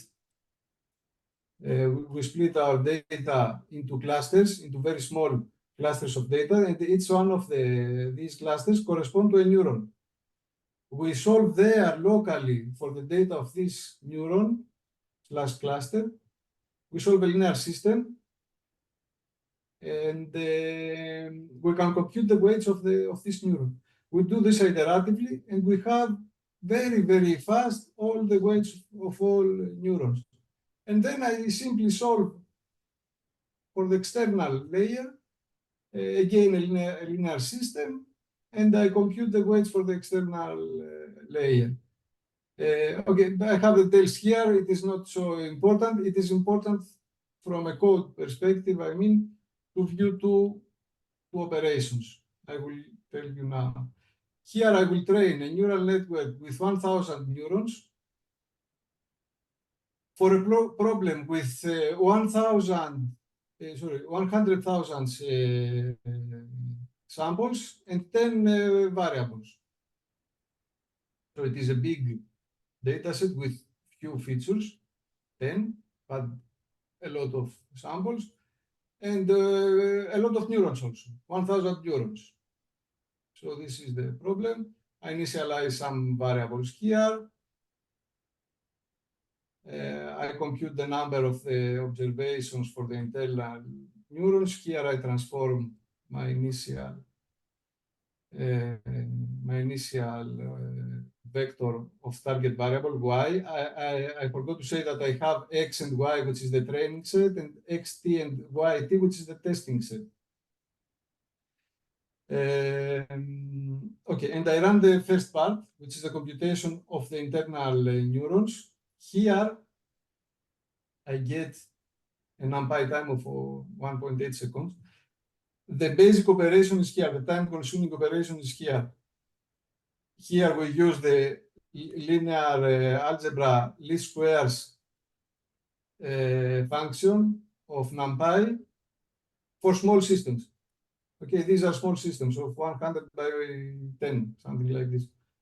Not exactly like this. But I do this 1,000 times. Okay, and I get NumPy time of 1.8. I run this again. Okay, this is very fast, 1.9. Then I compute these weights with my initial matrix X, and I put them in the sigmoid function, tan H.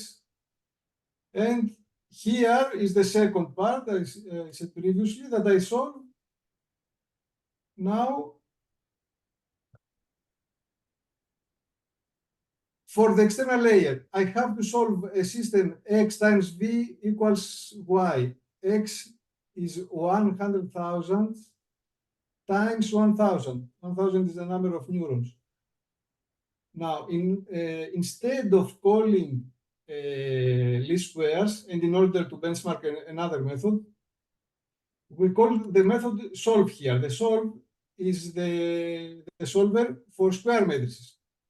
Now, in order to transform this to a square matrix, I multiply the transpose of X with, of layer 1, X hat is layer 1, of X hat times X, and I solve for X hat transpose times Y. I solve this. Okay, so instead of solving, 100,000 times 1,000, I have a matrix multiplication first, which needs some time, and then a solution of a 1,000 by 1,000. This is a trick we do in solving equations. if we know that the rank of the system, the system is full column rank. Otherwise, this will not work.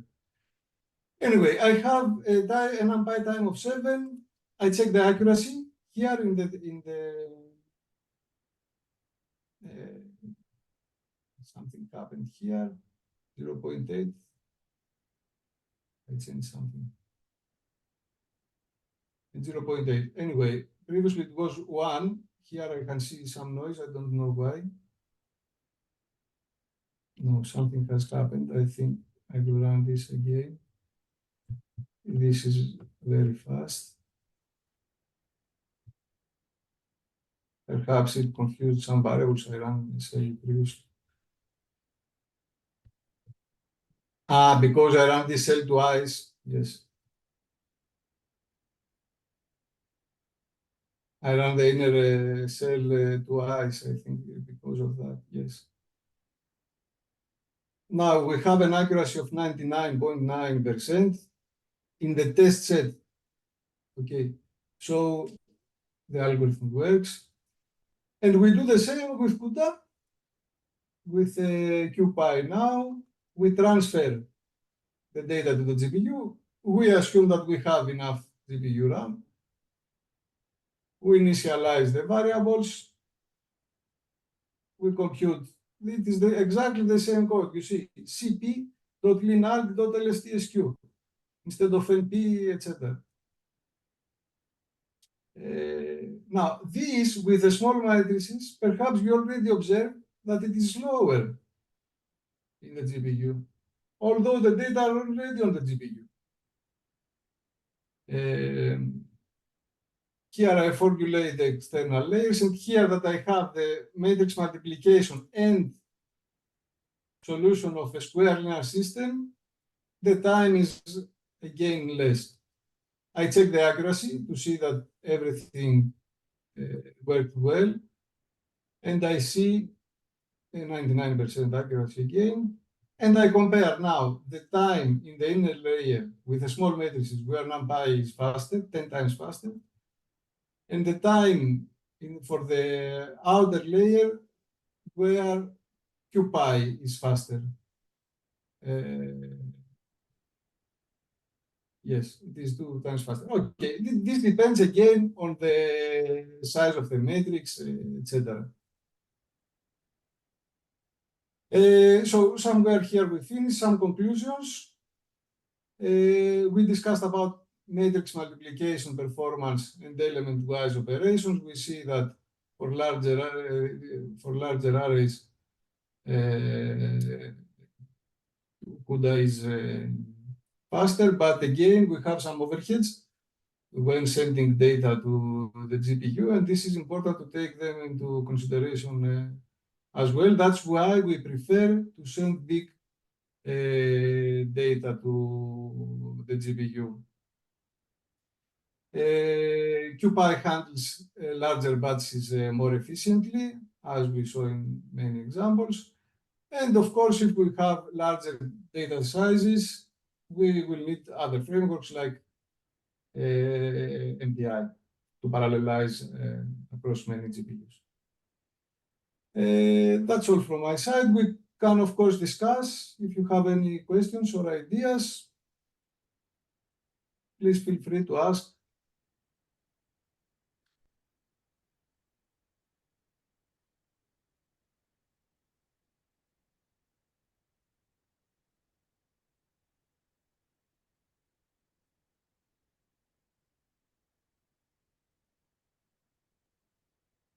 Thank you very much. Thank you, Andreas.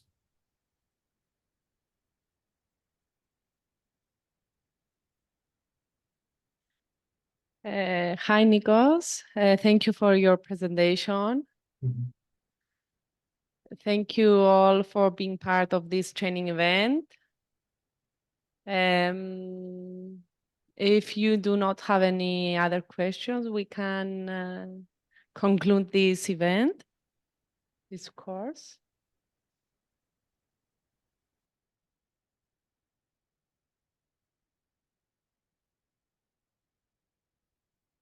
So thank you, everyone.